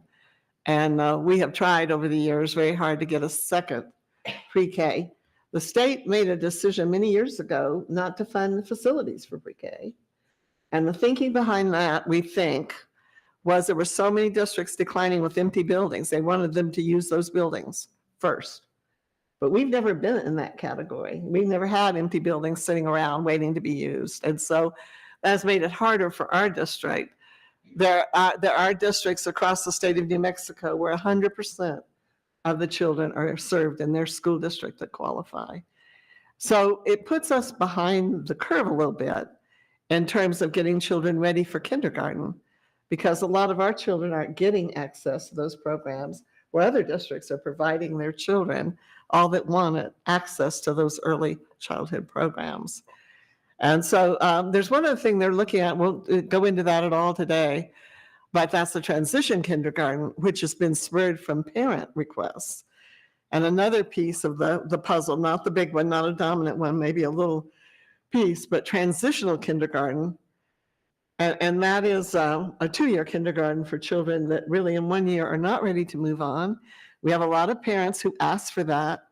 Under state regulation, you can't do that. The age limit for pre-K is set, but it isn't set for kindergarten. So you could do a 2-year kindergarten. We wouldn't anticipate it'd be a very large program, but there are a lot of families who have asked. And so what they do is they pull their children out for another year. Who are these children? They're often children that have a language other than English, that need an extra year of language development, or they're just very, very young kids that are born in July, August, and September. And the parents know their children are not ready to go on yet. And so that's the discussion about just one other small piece, and that is a transitional kindergarten that may be part of these discussions. I just want to kind of bring that to your attention right now. Dr. Cleveland, may I add one more thing that you reminded me of? We will have a representative at our next meeting from ECECD coming to the committee meeting. I did meet with them a couple weeks ago and asked some questions, and the other members weren't there, so we had to circle back and have another meeting. So they're going to have a representative there. I provided the questions that the committee might want to ask them. They already know they can't tell us about full day, half day. One of the things that is a focus for ECD is that even if we do expand, they don't want private facilities to be shut down. And so when we're taking students in the community, they still want the parents to have that option within the community because they know some daycares will, they rely on that 4Y population as well. So they wanted to have a conversation about that with us as well to see what our enrollment would look like and what that would, if we could then serve every student in Rio Rancho with our expansion and with the private daycares. Okay, we're going to go to questions and comments. Gary Tripp, are you willing to start us off? I have several questions. I'm trying to remember for 2025-26, is the rule we can still have half-day kindergarten? Right now in statute it is. Okay. Oh, I'm sorry, did you say kindergarten or pre-K? Pre-K, I'm sorry. Yes. Pre-K, yep. I'm curious because we keep hearing that we're 50th in the nation. So I was just wondering if there was a possibility that we saw other best practices in the country, maybe outside of New Mexico, where how they do it and not just Sierra Vista because, and I'm not trying to knock APS, but we keep hearing that we're so bad. So I'm just wondering if there's other best practices of what's going on out there in other states that may have similar laws and rules that and how they're doing things compared to one site versus another. And so that was another possible topic. And then I was wondering if there was any research studies done on one site versus a program at each elementary school. If there's any kind of research done out there. And I think the other thing, and I know this is probably way too much work, but I wonder if there's a pro delta done on each site in the elementary. I mean, I know we're talking about Puesta, but is there an elementary school that's better suited to be the site if we went to one site? But I know that's a lot of work, and maybe too much work. But do we have a goal for a final vote or decision or whatever? Do we have a goal on that? I can't remember. Our goal is to bring you a recommendation in January. I think right now our paperwork says January 13th, which I think will be here very fast. We're hoping to stick with that. I do think you could get the plus delta information probably from what Patrick shared with us at our last meeting. If you guys are interested in having him share what he shared with the committee, he went into every school and looked at capacity and program capacity. So I think we could get that information as far as capacity. I will tell you that in the research that I found, it wasn't a site versus school sites. It was really a budgetary decision by districts. They made the decision based on what their budget could do, and having them at school sites was cheaper for some school districts than building a center. And I do know that in the wonderful state of Iowa, they just recently built in the Des Moines, Ankeny area, a pre-K center that went full day. So I think that is the trend that we're seeing nationally, is going to more center-based pre-Ks. Great. Thank you. I think that study, if it's available, would be good to have knowledge about. Thank you. Yeah, I agree. I think that would be really important for us to have. Go ahead. Yeah, just the one thing to echo what Gary said, just more information about what some of the other districts are doing. That's what I want to say. How impactful it is. That district's in New Mexico. No, well, Or well, yes, please, yeah. Uh-huh. Anything else, Chip? You Oh, good? that's it. You Yeah, good? thank you. Okay. Jessica Tyler? Would we entertain, as long as state statute as well as the funding would allow, to have both, offer both full day and half day? To be able to accommodate more students? Board Member Tyler, we have talked about that. I'll be interested to see what transportation says, if that's something that we can do. Based on the survey, about 75% of those who responded said that they could transport. So if it was that they had an option to go half day at Shining Stars versus full day, I will say, personally, my concern with staying half day is the needs we're seeing from kids coming who've even attended pre-K. They're not sustaining well in elementary. We're having a lot of, as you heard tonight, some issues with regulation. And so how do we build that sustainability with kids? And transition kindergarten's one way, but I think that's one of the conversations we're having in the committee. But that has been brought up. Yeah. I think there are parents that would like that option. Yeah, just thinking about the total number of students that we're not being able to serve. So is it more beneficial to serve them for at least a half day than not at all? So just thought going through my mind. just as far as transportation, some preliminary information that Nick was giving us, and please correct me if I'm wrong. We're going to need more buses just to go full day, and that's without transporting the grant or the GE students. Anything else, Jessica? Okay. Go ahead. Board Member Tyler. My head's just kind of full of stuff here, but I thank all of you for the work that you're doing. And I would just encourage you to keep at it and make sure all the voices are heard. It is a bit concerning to me that the State Department doesn't know exactly what they want to do yet. So, and if they do make whatever decision to go full-time, how much time do we have to make that conversion? I think we have to keep all those things in mind as well. I would also support research from other states. What's the best out there and why? And is it good for us to consider that or not? So I appreciate your work. Thank you. Board Member Miller, I believe Dr. Cleveland, is it November 15th or November 17th? There's a presentation for PSFA and looking at Puesta as a site or looking at pre-K will be presented up there. And they told us they're interested in hearing what we have to say and which direction we're going. So we'll see what they'll help us with so that we can get the building converted in a timely manner. They also told us that if we were to repurpose Puesta and we outgrew in our other schools, that would not prohibit us from getting funding for an additional elementary school, at least at that time. Okay. Okay, I have a few questions.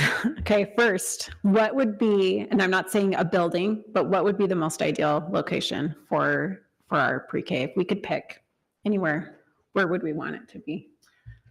Madam President, I know when Kim Johns was here, the state had told her out by Cielo Azul in that area that they felt like we didn't have enough students served in that area. It's, Shining Stars is kind of centrally located, but we really looked at something in the south side because that's where the majority of the largest population that attends Shining Stars comes from the south side. So really something on the south side of town to serve the students that are there. Okay. Did you want to add to that? Well, I could add a couple of things. I think, based on your question, as I understood it, is our goal all along was a second pre-K. And feeling that would have been our number one choice. And we thought maybe we had support for that when the LFC director, and then he retired. So we lost that support. But that I think we had always considered maybe would be the best. Shining Stars has the highest parent approval rate of any school in the school district year after year. It has had state and national and international recognition over the years. And so people come to this district all the time to see Shining Stars. And when David Abbey came from LFC, and those of you who know David, known him for many years, he's not easily impressed with much of anything. He's kind of a crusty guy, you know, and he called on his way out of town and said, I've never seen anything that has moved me more than what I saw today at that school. So we think it's done a wonderful job over many years. And so our ideal, Madam President, would be another Shining Stars.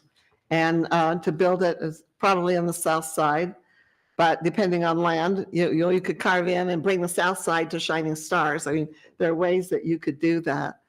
Also, just very quickly, one of the things that looking at what other states are doing, that's where we came upon this transitional kindergarten, because it has been a resounding success in California.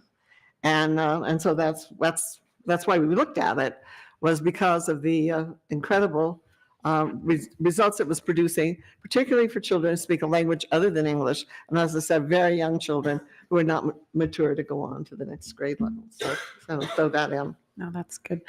Thank you. All right, and I have a couple more questions. Can you just explain, and because we hit on a couple of things, and I just think it's important to make sure that we talk a little bit about it more. But why is it important, do you feel, to have an instructional coach on campus? We talked about having that APS or whatever has 3 instructional coaches, right, that just go to these different sites. So why do you feel that it's important to have an instructional coach there on site? Great question, Madam President. The grant requires, and they'll correct me if I'm wrong, the grant requires that they do coaching cycles with the teachers. We've had a coach on site for a very long time, since they initiated this. Other districts have used to get, or other places in Rio Rancho got support from UNM. The coach was based out of UNM and went to all the campuses. So they're required to do coaching cycles with the teachers and meet with them. And that's part of the grant requirement. So having them on site, they're able to get to all those teachers very efficiently and provide feedback in a timely manner. So that's the benefit. I can't imagine having 3 for an entire district and getting all of that done.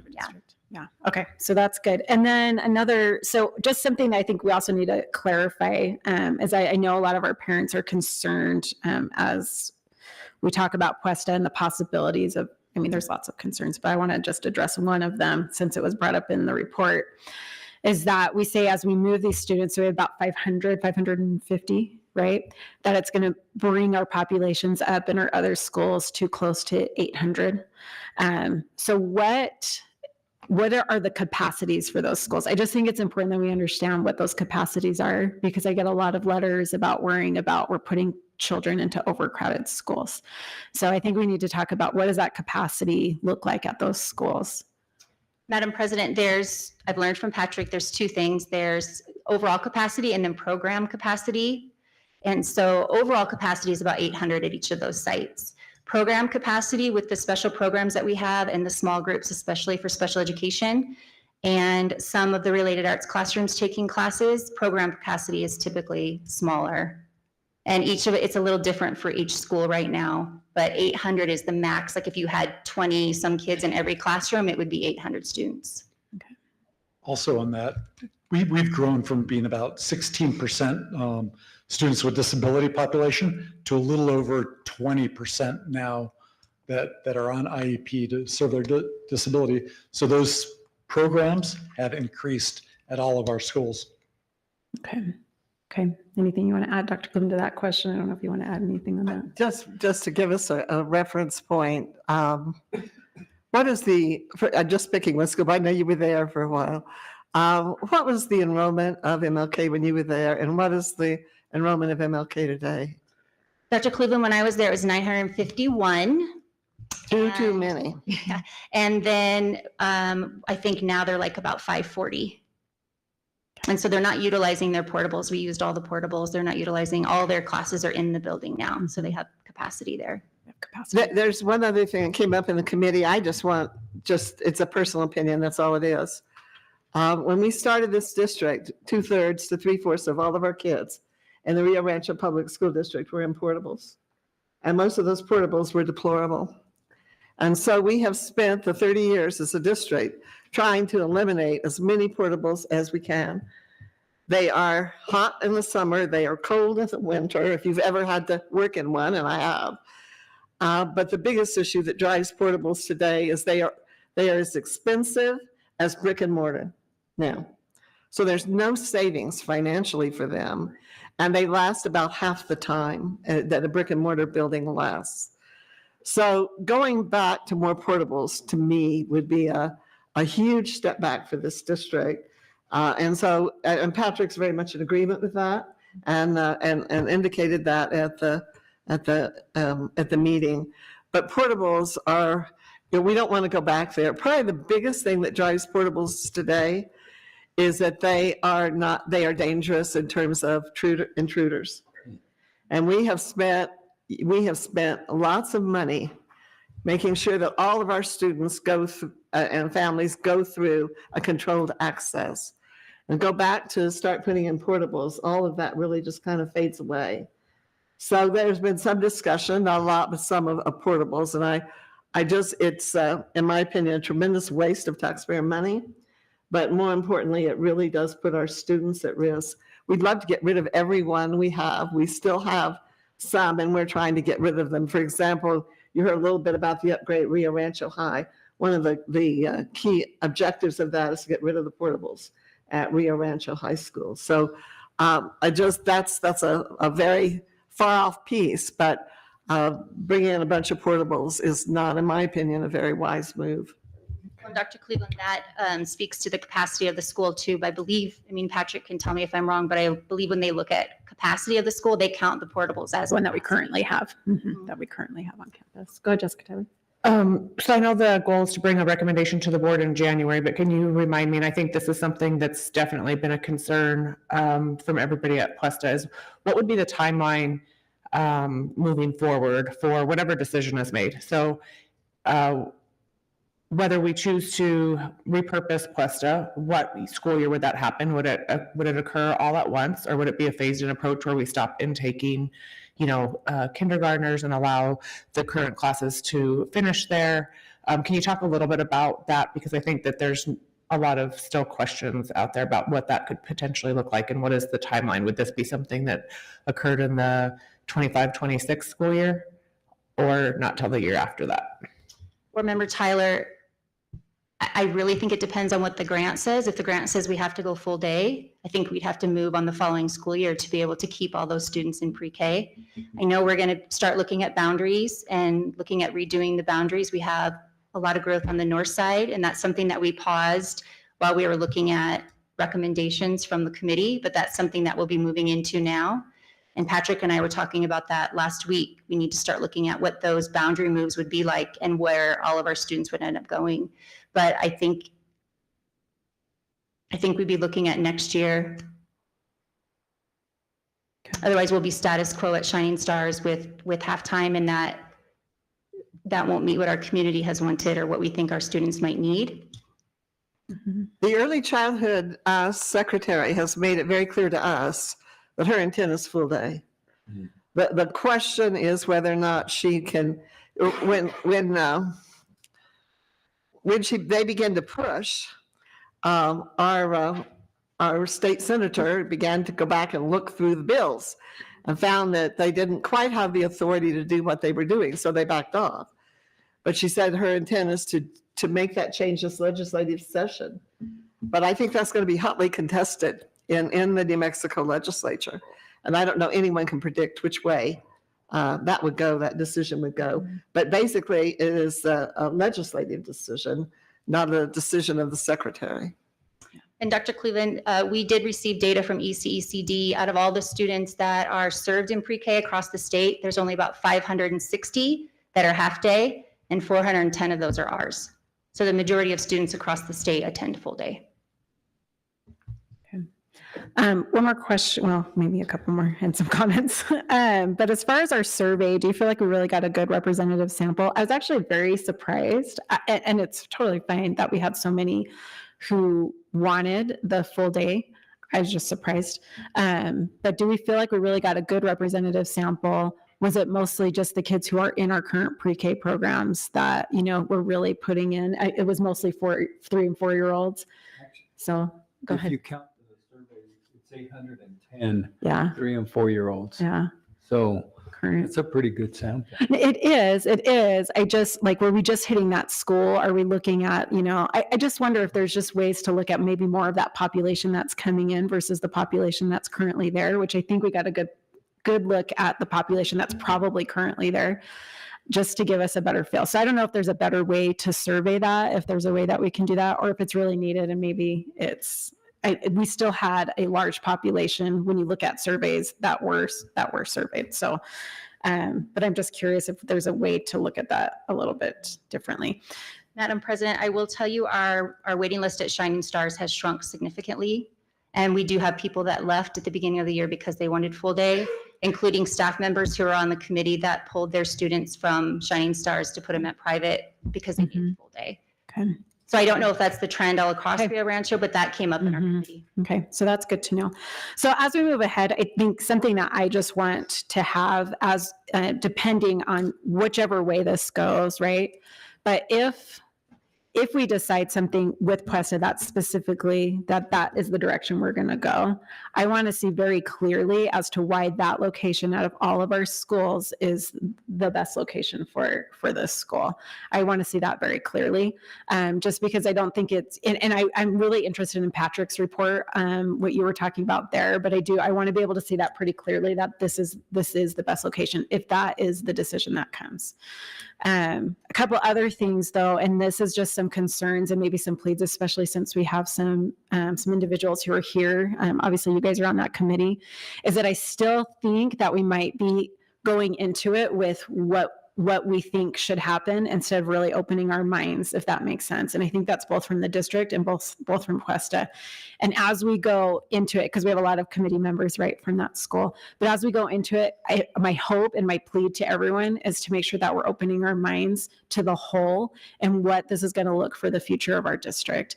As we were in Colorado a few weeks ago, numerous schools have been closed there. We know that's happening throughout the state of New Mexico. It's just changing at the way it looks in our public school system. And so we're losing some of the populations out of our schools. And so when we look at it, we want to make sure that we're looking into the future and not just us specifically. As a student who went to Puesta del Sol as a kid and who was moved into Ernest Stapleton's district as a 5th grader, it was a hard transition to make. And yet here I am today, I'm okay. And so too, as whatever does happen, I think we also just owe it to our students to be really positive. As I have worked with all of the individuals within this district, both in the schools and in our district office, everyone cares so much about our students.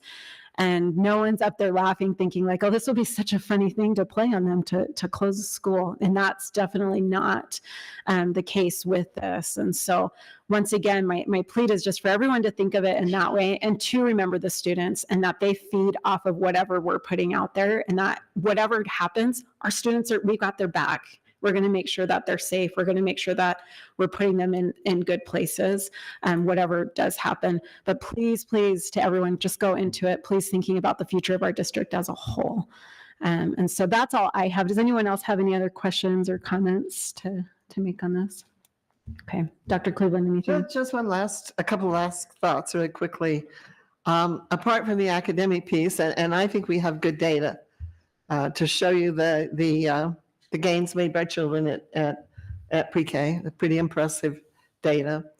I think we do know that children who don't get a pre-K, there's good data to support that and we can get that. Children who do not get a pre-K experience are at a disadvantage and a significant disadvantage, particularly if they're children of poverty or they speak a language other than English. But all children are at risk with that. So it is an important consideration, I think. And there is no perfect location, no perfect solution. I will tell you that, we've looked at others and there aren't any really perfect solutions. We can sure show you the reasoning as to the why. So, but again, open to some other ideas. And Jenna mentioned one, a K through 12 and a 3 through 5 school is another option. And there are some other things that can be looked at. I sat in the last meeting with at one of the tables, and I was speaking with one of our teachers, and she said to me, well, you understand, don't you, that if it's not full K, you've eliminated almost any teacher from having access to that for their children. And I said, I really hadn't thought about that, but you're right. She said, there's no way I could do a half day as a teacher in the school district. So that made me think about, okay, certainly for our own staff and their access to shining stars. And then the last comment, I really hope that we don't get to a point where we have to eliminate the peer models, because I think that has been the key to the success of that school, is for children with developmental issues have the opportunity to be side by side with children who are developmentally on target. They look at them, they watch them, they emulate them. And so I hope that in all of this, we're able to preserve that, but we will very likely not, especially if we're forced to go full day at the peer model program will not exist anymore. And I can tell you there's tremendous support in this community for pre-K. And I can give you the name of some former board members who feel very strongly about that. But it is, as Jana said earlier, there is no easy solution here. It's just not an easy solution. And we sure wish there were. But we'll look at all the options, and then the board can look at those and make a decision. Yeah, as a mom of 4 kids, 3 of them got into Shining Stars and 1 didn't. And it was very sad. And we didn't have the means at the time to be able to pay for preschool. So we did home pre-K is what we told him. But I'm hoping that we can find some things that we can do to help our community. So thank you so much for the report tonight. I appreciate it. Thank you.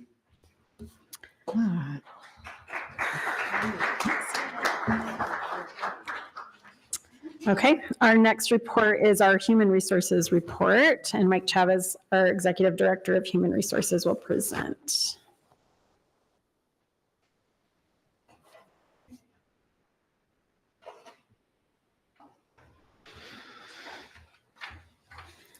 He is working on it, just so everyone knows. Getting up in here.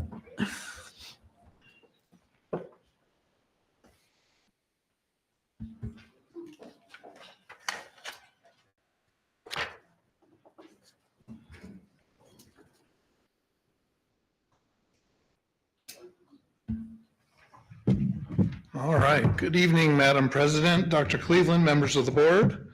I am here tonight, and I'm very fortunate to be joined by 2 of the directors from our department, and they will be assisting in this presentation. And I will let them introduce themselves in just a moment. What we're going to do this evening is a little bit different than what we've done in the past. Typically, what we would do is present to you essentially where we're at with hiring, where we're at with openings in the district. But what we'd like to do tonight is give you a little broader look at the district as a whole. We'd like to give you a bit more of a comprehensive look at the district so that you can see the makeup of the personnel in this district and give the board a little better perspective of what we're talking about as an overall projection of the numbers of people that actually work for Rio Rancho Public Schools.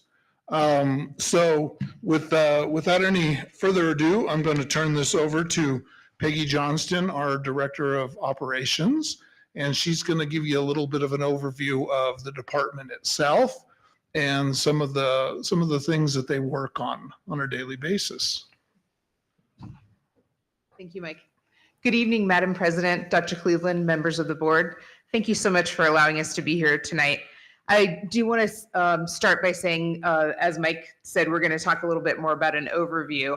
The human resources staff is really very far-reaching in this district in that we work with everyone. We are very fortunate in that we get to work with staff members on every campus, and we get to work with staff members here at district office. Oftentimes, human resources is the first contact for people with the district. So a lot of wonderful relationships are formed in HR, and our staff will actually come back to us anytime that they have a question about anything in the district. They know they can come to an HR staff member and we can help them. If we don't know the answer, we can get them to the right person. So as Mike said, I'm going to tell you a little bit about how our department is organized. So Mike is our executive director, and then we have 3 directors. So I'm the director of operations. Marisa is our director of analytics, and we also have a director of investigations, and that's Rich Misback. And then the majority of our department, oh, I don't want to forget, we also have 2 managers who are amazing, and they help us run our department. Vanessa is our a manager of operations, and Jennifer Spear is our employee relations manager. We also have an amazing administrative assistant who most everyone in the district knows. Her name is Valerie Rue, and she has been with us for a long time. She has a lot of history within the district, and she can probably help answer any questions that you might have about HR. And then the rest of our department is made up of specialists. And even though we are very fortunate in that we have many people who work with us who are specialized in their area. They know their area very well. We also all really encourage HR to be very welcoming and inclusive to all staff and all members of the community who might be interested in working with our district. And so everyone who works with HR has an open door policy. You're welcome to call us at any time. You're welcome to stop by the district at any time, and someone from HR will be happy to work with you. We also try very hard, like I said, to develop those relationships so that we can help folks as they go through their journey with Rio Rancho Public Schools. Perhaps they want to work on a promotion. Maybe it's an EA who wants to look at becoming a teacher. Maybe it's a teacher who wants to look at becoming an administrator. So it might be somebody who wants to move to a different location. They want to transfer. Someone who's looking at retirement. Our staff can help you with all of those things. And so within our specialist department, we have benefits, and they're going to work on your employee benefits. Right now, we're in the middle of open enrollment, which is a little bit of chaos, as you can imagine. So when folks are looking at their insurance, they have a chance to sign up at the beginning of their tenure with the district. They also can sign up once a year in the fall. Our benefits department will meet with people with open houses. And in fact, there's one tomorrow if anybody wants to come out and see what that's all about. There's one tomorrow here at district office. Benefits will also help folks with things like FMLA, their leave, answering questions like that. We have a compensation department where we have 3 folks who are working in our compensation office, and they're going to help folks with their salary. So that's helping to set a salary. We strive very hard to make sure that all of our staff is earning the highest amount that they can earn. And sometimes that might be working with NMPED to make sure that they have the right license in place. That might be working with them to talk about license advancement. Our compensation department also works with our coaches, our athletic coaches, and helps them get their licenses with NMPED. We have an investigations staff, and we have 3 folks working in investigations. When we say investigations, we're talking about employee investigations.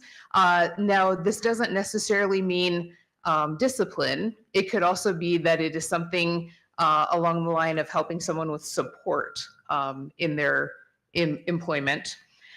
It could also mean looking at video. We have video surveillance here at the district, as I'm sure you're all aware of. And that video surveillance has to be pulled by someone, reviewed by someone, perhaps even edited by someone. And by that, I just mean we can't, of course, share student information. We would have to blur out student faces. So we have video requests that come in sometimes from administrators, sometimes from parents, sometimes it's an IPRA request. So our investigations team works very hard to do that as well. Another big part of our video review is reviewing the cameras that are on our school buses. So that can be a very time-consuming position, and we have a lot of requests to review those video surveillances from the buses. Our next group to talk about is our staffing office. And the staffing office, again, has 3 folks. They're going to help with onboarding, of course, bringing someone into the district, making sure they have everything they need, from a background check to doing their safe schools training, which is all of the training they have to do before they can actually become an employee with us. Some of that is state mandated and some of it is district mandated. They're going to also make sure that they have all of the HR forms that they need to fill out. And the really nice thing is we can do almost everything online now. So that really helps folks who are onboarding with our district to save them some time, and they can get things done kind of at their own pace, really. So we're able to turn around folks very quickly when they're onboarded here with us. They're also going to work with folks as they have their journey throughout their district tenure. So maybe, again, that's going to be someone who might want to transfer, maybe they want to promote, perhaps they have a question again about, I've been an English teacher for 5 years, I'd like to try math, what do I need to do? Our staffing department's going to help them with that. Our substitute services and student and resident teachers department has 2 folks in there, and they're working exactly what that says. They're working with our substitutes, which is Kelly Educational Services. So they're a liaison between Kelly and the subs. And we still have things, even though Kelly is onboarding the folks and placing them with us, we still have things that the district is going to require that they do. Again, those safe school trainings, a background check for the school district, things like that. So they're going to help with that placement. They're also reviewing all the potential hires for Kelly services. And then we have student teachers within the district. We have interns within the district, resident teachers. All of those folks go through that office. That office also helps to manage and helps our staff with what we call Frontline, which is our absence management program. And that is something that everyone here at the district uses they may use it to clock in and out, but they will also use it to manage their leave with the department. And then we have one of our staff members, and believe it or not, just one, who works with our volunteers and our contractors. Marisa is going to share a little bit more information about the numbers of volunteers and contractors that we bring into the district that we have working on our campuses. It's really quite astounding. So we have one person kind of doing the same thing that our staffing office is doing, but doing that solely for our volunteers who want to come and work with our district and our students and our contractors. And then we also have one staff member who is dedicated to working on workers' compensation.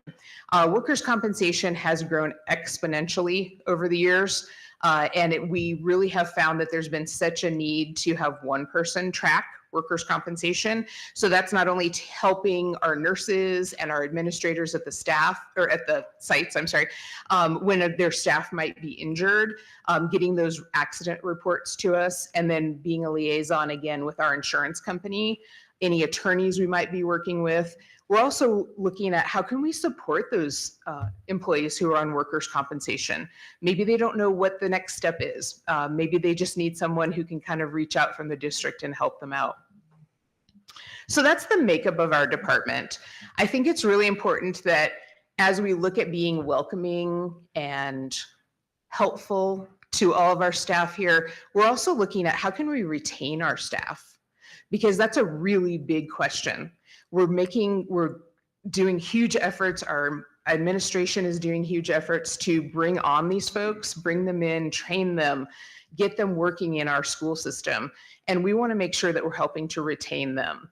So being just a helpful, useful department is a huge way that we can do that. There are many other things that we can do to help with retention as well, but that's a huge part of it, knowing that they can call us, knowing that they can stop by or send an email, and we really pride ourselves on trying to get back to people as soon as possible. It's usually done within a day.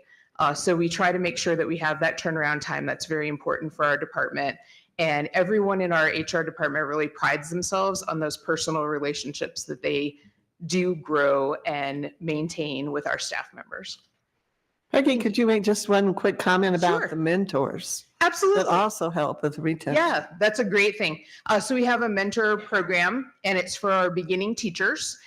So our beginning teachers work, that is also with our C&I department, works very closely with the mentor program.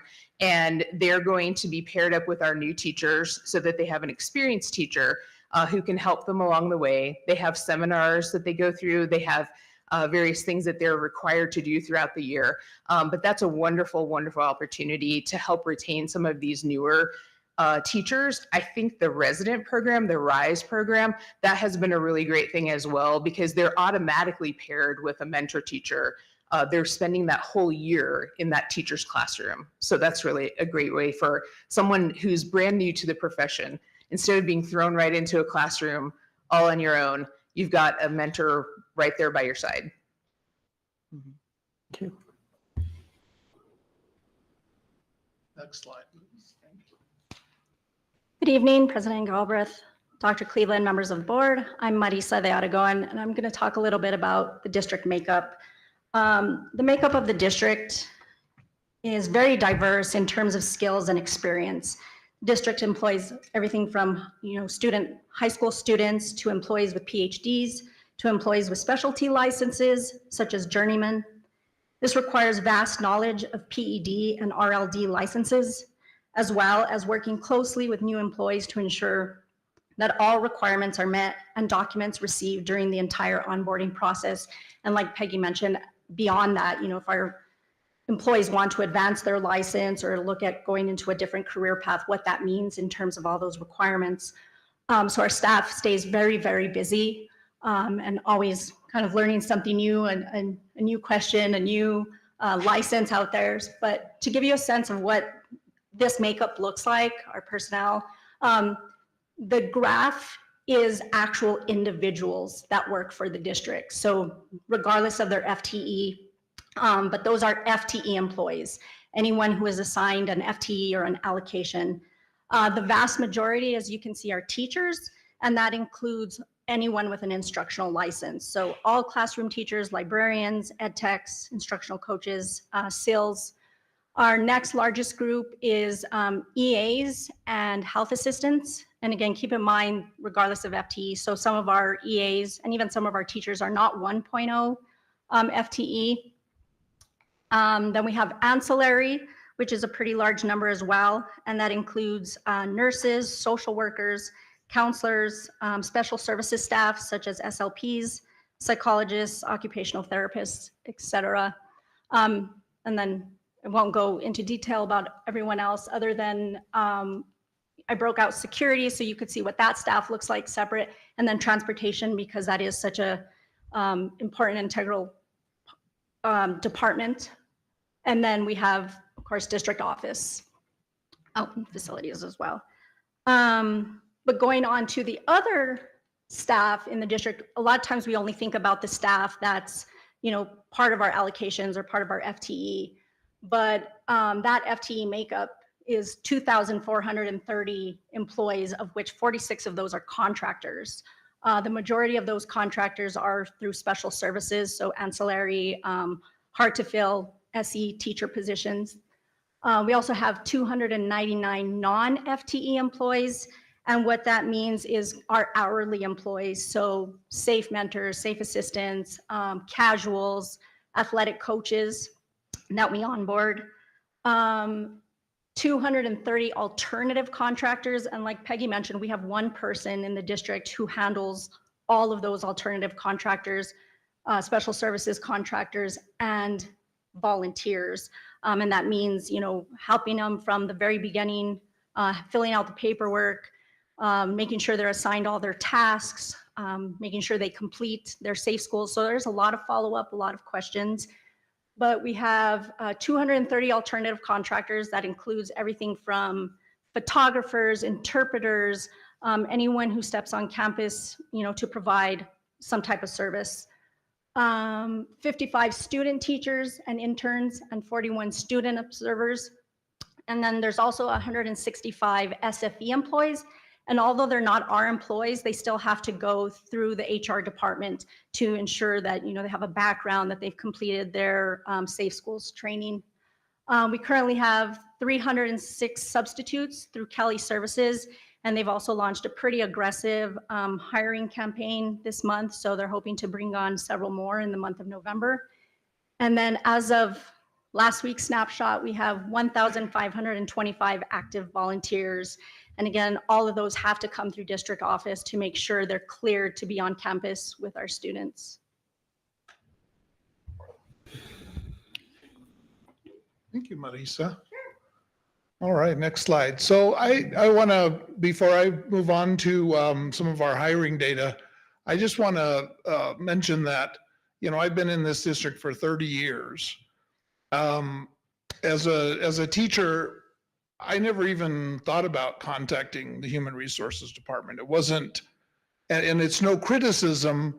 It's just, it wasn't something that really crossed my mind much.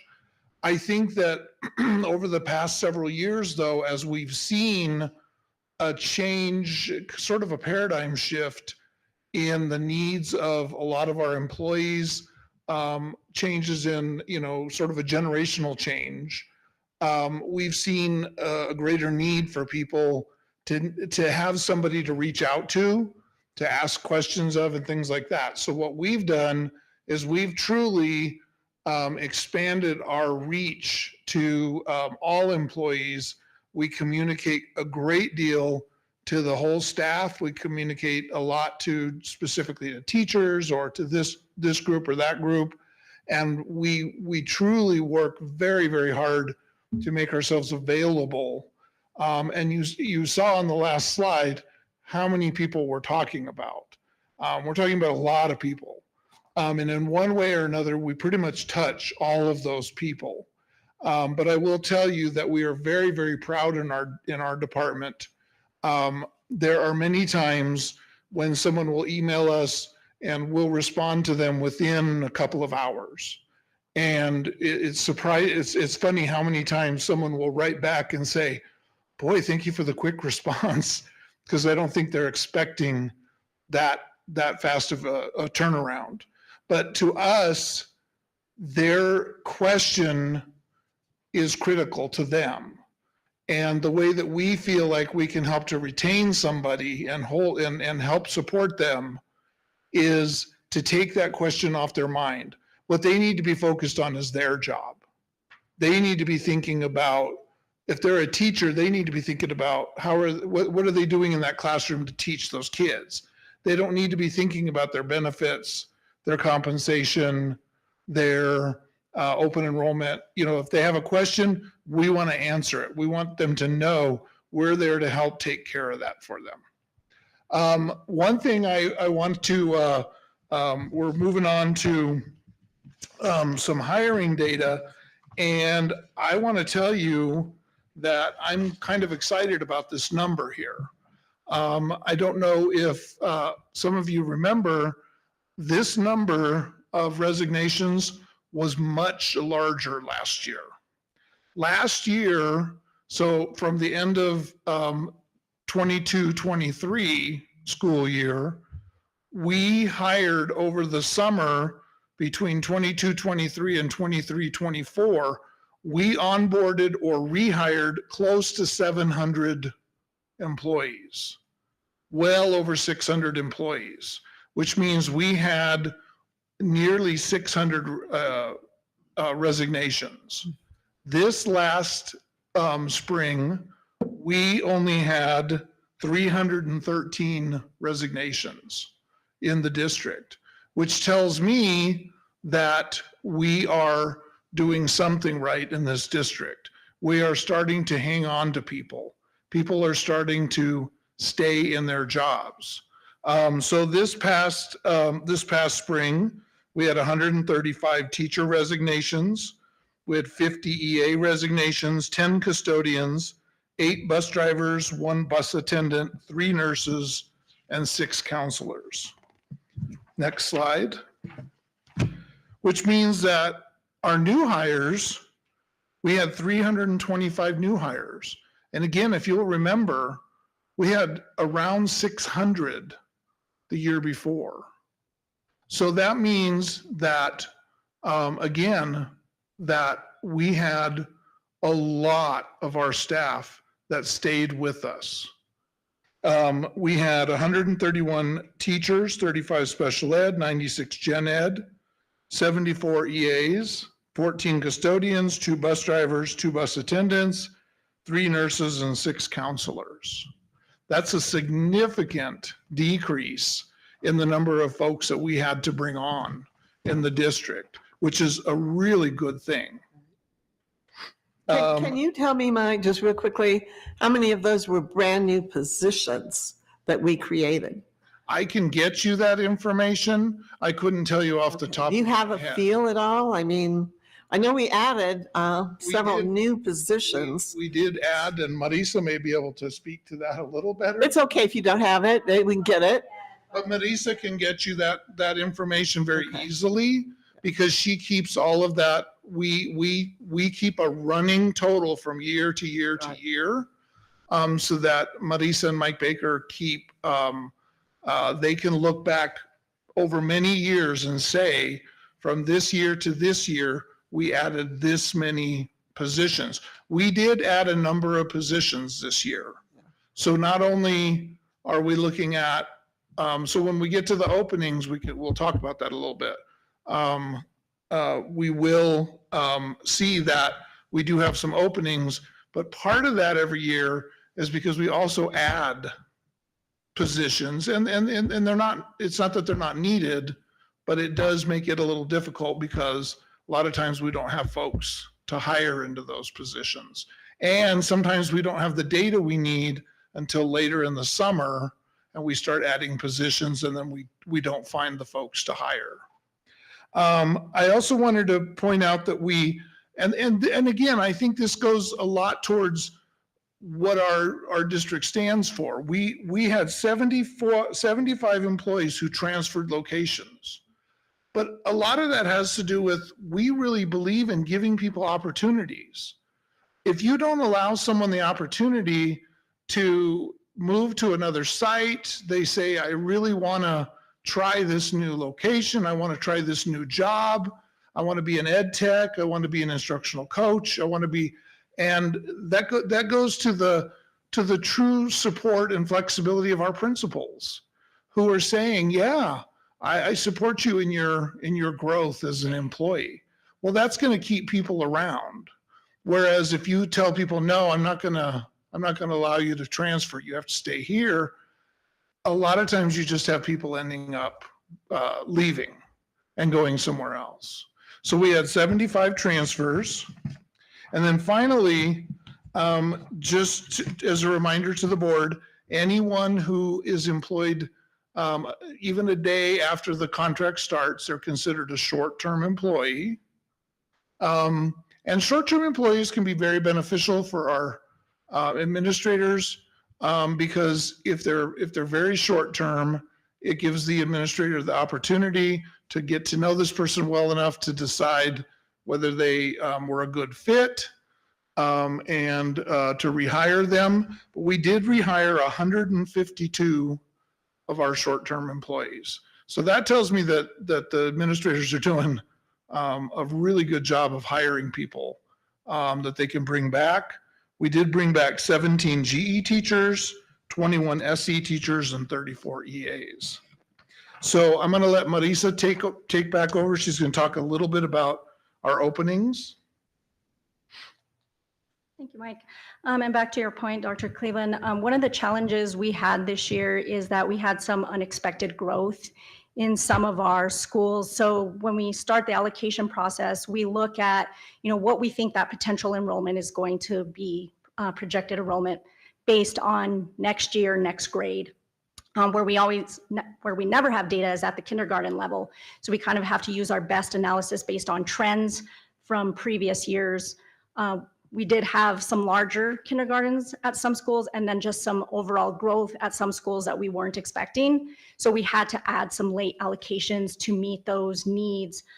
We also added 11 brand new GE teachers for the ESS program at the elementaries. And in addition to that, several late allocations to the SE pool. So going into these openings, a lot of that is because of those late allocations.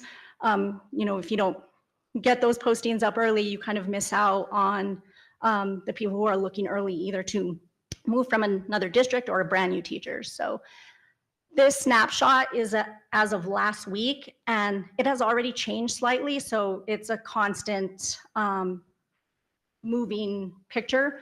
But as of that snapshot, we have 11.5 ancillary openings, 7 bus drivers, 27 EAs. We've hired 3 since, but the big number is the teachers. And we have, of those 18.5 GE openings, surprisingly 14.5 are at the elementary schools. And then as far as SE teachers, we have 22.5 current openings, with it kind of split evenly across the district.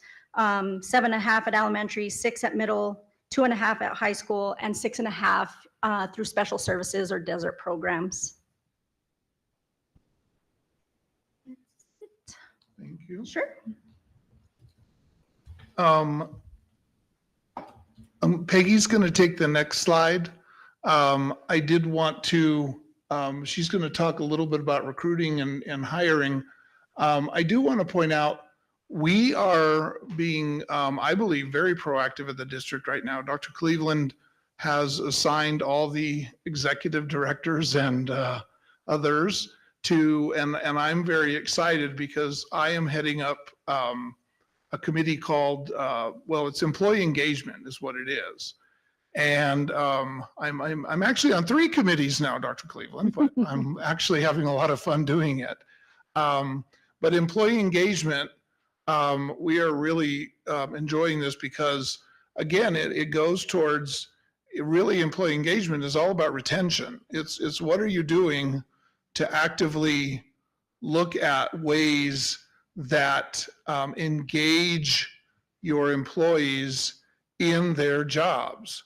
And we've been learning a lot about the difference between job satisfaction and job engagement. But at some point we'll be presenting to you, our committee will be presenting to the board on that topic.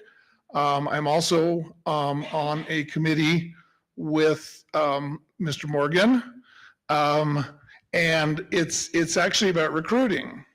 But it's very interesting because it's a little different spin on recruiting, which is a good thing because, again, we can't look at things the way we've always looked at them. We can't say, well, this is the way we've always done it, because people are different now. And so we're doing something called, that we're looking at, called diversity recruitment. And we just started. We had a meeting the other day. I thought it was a really good meeting, and we're kicking that off, and we're looking at, and I'm kind of co-chairing that with Peggy and Wyndham, and we're looking at different ways to reach out and recruit people into our district in all sorts of areas. And then finally, of course, we're looking at the pre-K model, and we'll have to take a hard look at what personnel will look like in that area as well. But I'm going to turn this back over to Peggy, and she's going to talk a little bit more about other things we do. So another thing that we are tasked with in HR is recruiting and hiring efforts. So how do we get the word out to people? So it's not only looking at some of these other opportunities that Mike was talking about, but one of the things that we started a few years ago was a monthly job fair. We do hold them more often in the summer. Of course, that's when we see the most people coming to our job fairs because we have got recent graduates, people looking to maybe make a move to Rio Rancho. It's been kind of exciting to see over the past couple of years people coming from other states as well, which is really interesting.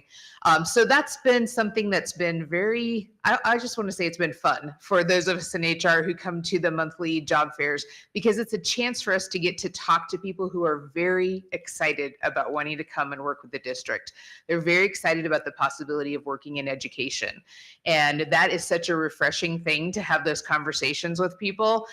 Sometimes I think we get bogged down in the maybe negative side of things sometimes in HR. And so it's really kind of fun to see this positivity at those job fairs. We encourage anyone to come out to the job fairs and meet the people and have a conversation. It's really enlightening. Another thing we've done is HR has been partnering with our communications department. And again, we've done this over the past couple of years to advertise our current openings. Not only is that something local in that we're using our own website, other job posting websites, our social media accounts, but we've actually pushed out into other states and tried to recruit in other states. And we have seen some very positive results that way. One thing that Mike and I do is we have a personal meeting with all of our alternative teaching license candidates. This has been a huge growth in our district over the last few years. A lot of our teachers coming into the district are coming from a second career. Maybe they didn't graduate with a degree in education, but they're interested in coming in and wanting to work with us. The state of New Mexico allows us this opportunity to bring them into the classroom right away. They get into an approved program. They are able to go in and start teaching right away. So we want to meet with them to make sure they know what they're getting into. Do they understand the requirements, their program requirements, the district requirements, what's going to be asked of them? So we do make a point to make sure that we meet personally with all of those folks. And then we have regular meetings as well throughout the year with those alternative folks. And we also meet with anyone who's looking to advance their licensure. I wanted to add one more thing to that. I've heard from a couple of people recently that one of the things they're very proud of at our district is the professional development opportunities for our staff here. So that's a big kudos to not only our C&I department, but also to our administrators at the sites and our executive directors here at district office. We really believe in giving people the opportunity to grow within your profession. And we do make sure that we are looking at ways that we can educate folks, our own folks, so that we can better serve our staff and our students. And with that, we will stand for questions. Okay, thank you. That was a great report. Dr. Cleveland, do you want to add anything before we go to? Just real quick thing on the last, just to Peggy, to emphasize what she said. It's anticipated now in New Mexico, the majority of our teachers will come through alternative education. Are not coming through the College of Education anymore at all. And the colleges of education are pretty much empty. So we have really had to think about it, and to your point, creates far more work on HR. It's far more work on our principals, assistant principals, on our union, on others to help them understand how we do business. And so we have brought in some wonderful people, absolutely have. But it is a very different situation than coming through a traditional program, and it creates it creates some additional work. That being said, some of these people bring wonderful life experiences too, and our students benefit from that as well. So that it's not a negative comment at all. It's just the reality of where we are. And then one other comment, just very quickly on the ancillary, back a couple of pages. That whole issue of ancillary is also another really critical factor as we look at whether we have site-based or try to spread programs, because we're struggling to provide ancillary now, period. And looking at spreading it across the district will create some challenges for us. All right, thank you, Dr. Cleveland. Vice President Morgan, you want to start us up? Any questions? I appreciate it. The only thing I would ask is the monthly job fairs. Those are the ones that you conduct here, right? Have we decided to branch out and go elsewhere, participate in other job fairs as well? That's a great question, Vice President Morgan. We have done that in the past. COVID kind of put a stop to some of that, and we haven't really been branching out as much as we used to, but we are starting to look at other opportunities just within the Albuquerque area or even in the greater Albuquerque area that we could do. Workforce Solutions, for example, has several large job fairs throughout the year. Could we go to CNM? Could we go to UNM? Things like that. We absolutely are looking at those opportunities. Okay, thank you. We are at a disadvantage again, though, out of state. And when we saw these increases in salaries a few years ago, wonderful, and our applicant pool just blossomed. And the states around us turned around and raised theirs above it just almost the next year. So it keeps, it's kind of a challenge because we lost that competitive advantage. But for the couple of years we had it, it was really, really nice. That's another challenge at job fairs or other places is they're next to people who are offering considerably higher salaries. All right, thank you. Gary Tripp? Thank you. I just have a couple of comments, and it's glad to see so many teachers and staff members join our district. I think we were in a finance committee meeting last spring and we were looking at cutting teachers. But one of the things I think we've grown, so I'd like to see the numbers from last year to this year. And then I would really like us to consider, I know portables is not a very good word, but I'm just thinking that if we have aggression going on at the level that we're hearing as board members, that we really need to look closer at teacher pupil ratios that are going on, especially in our elementary schools. I think that's what we need to really study and focus on. I don't know. I don't have the answer. I think one possible solution is lower class sizes, especially since the pandemic. I'm not looking at it that it's going to create a great deal of academic improvement, but those giving a teacher a chance with 17 kids instead of 22 kids might be part of the answer when it comes to aggression. So if we could look at what our teacher pupil ratios are to support our people in the battlefields, and if we could look at our enrollment maybe a little bit closer, might help us all. Thank you. Thank you. That was a good bring up. We were looking at like, yeah, these numbers are great, but then we just have a considerable amount of teachers in for public comment that is concerning, right? We want to be able to keep them and help them to feel supported in their classrooms. So I think we do need to look at that here probably soon. Beth Miller? Thank you for your report. It's just always very interesting to me to hear how important the Human Resources Department really is to the work of the whole district. So it's good that you pay attention to what's happening in the classrooms and what the needs might be, and work with the teachers and the administrators to do what needs to happen in the classroom. Thank you very much for your work. Appreciate it. Thank you. And Jessica Tyler? I don't have any questions. Thank you for the report. Okay, thank you. Anything else? Okay, thank you so much. Appreciate it. Thank you for the opportunity. We appreciate it. That's good. Thank you.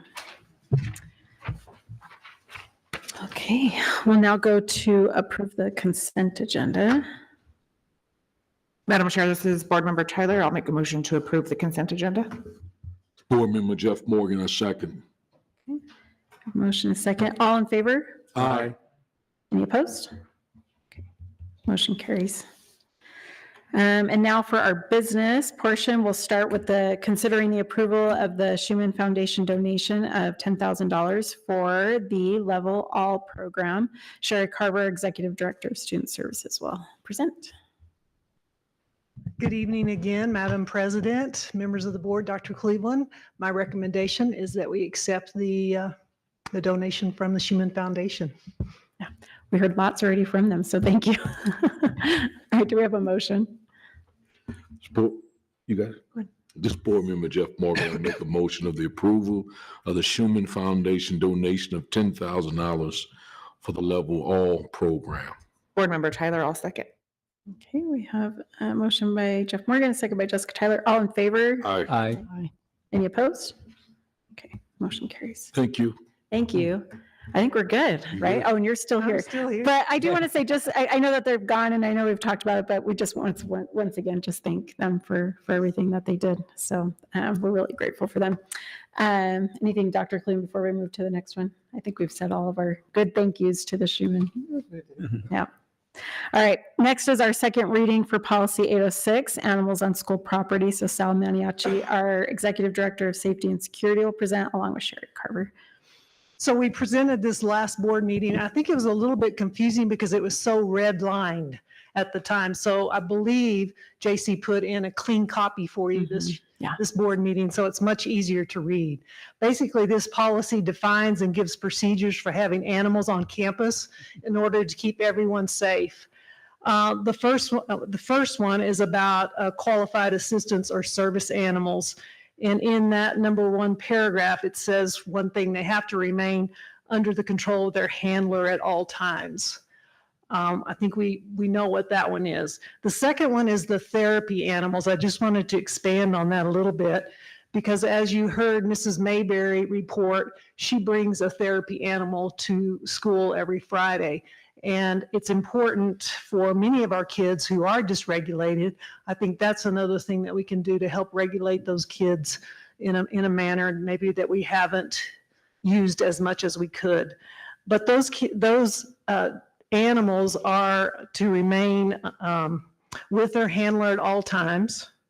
And they're there for specific reasons, for physical, social, cognitive, or emotional support, and to support our children and their goals. They have to be trained and they have to be registered with the national recognized organization to be on campus. It has to be approved beforehand before you bring them on the campus. And then school site animals, and those are just for those animals that we bring in periodically or we have in our science labs, what they're there for and how they are to be treated and handled. We can't bring poisonous animals into the buildings, obviously. And then there's an exemption for law enforcement animals. As Sal can attest to, those are very valuable animals to have at certain times on our campuses.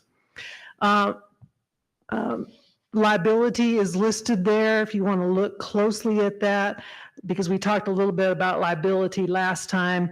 And there's a paragraph B that specifically says, and I can read it to you if you'd like me to. Any animal brought to school must remain under control of the responsible handler at all times. The animal shall be restrained on a leash or contained in a suitable carrier. The owner or handler of any animal, including qualified assistant animal, is responsible for the animal's behavior and shall be liable for all damages suffered by persons who may be bitten or injured by the animal, and all damages to public or private property. So the handler is the liable person. Of course, we're always. There you The district reserved the right to have any animal on school property removed based on safety or health concerns if the animal is out of control or the animal's handler does not effectively control the animal's behavior, or if the animal is not housebroken or hygienic. And then C talks about the humane treatment of animals. And then we list some procedures on handling animals in our schools.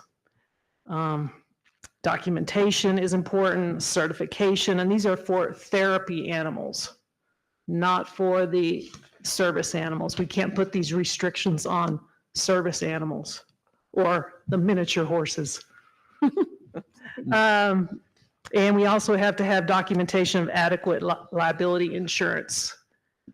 We had that in place recently at Rancho High School. We brought in a horse during one of their site visits where they're doing different things, and we had to have the liability on the horse, and they did provide that to me. Any questions about policy 806 we stand for? Yeah, questions from the board? Any questions on this thing? No. Any questions? No, Madam President, this is Board Member Tyler. I'll make a motion to approve policy 806, animals on school property. It's Board Member Jeff Morgan, a second. Thank you. Thank you. Thank you. All right, we have a motion by Jessica Tyler and a second by Jeff Morgan. All in favor? Aye. Any opposed? Motion carries 5-0. Okay, thank you. Thank you. Appreciate it. And thanks for the clean copy. I was looking at both of them today and I was like, whew, this is pretty bad. So thank you. Thank you, Lauren. Yeah, go ahead, Dr. Cleveland. I just have one quick thing to share, and that is Election Day is right around the corner. And some of our school sites will be used as election sites. Several years ago, the county came to us and asked if we would not hold school on that day. And the board at that time agreed to that for two reasons. One, we did not want to compete with voters for parking spots. And we also, if there was any kind of confrontation, our students would not be exposed to that. And while I don't think it would happen, there was some concern about people wandering the halls that were not background checked. So it just, everybody came together and said on election days, closed. And we think that's still a very good decision on the part of the district and the county. So we will be closed on election day. Our schools will be closed. Okay. Perfect for our advanced planning. That's probably the biggest thing is get out and vote too. So election day will be on November 5th. Please refer to your agenda for all other dates. Are there any questions on advanced planning that anyone needs to bring up? Okay, our meeting is adjourned for tonight. Thank you, everyone. David?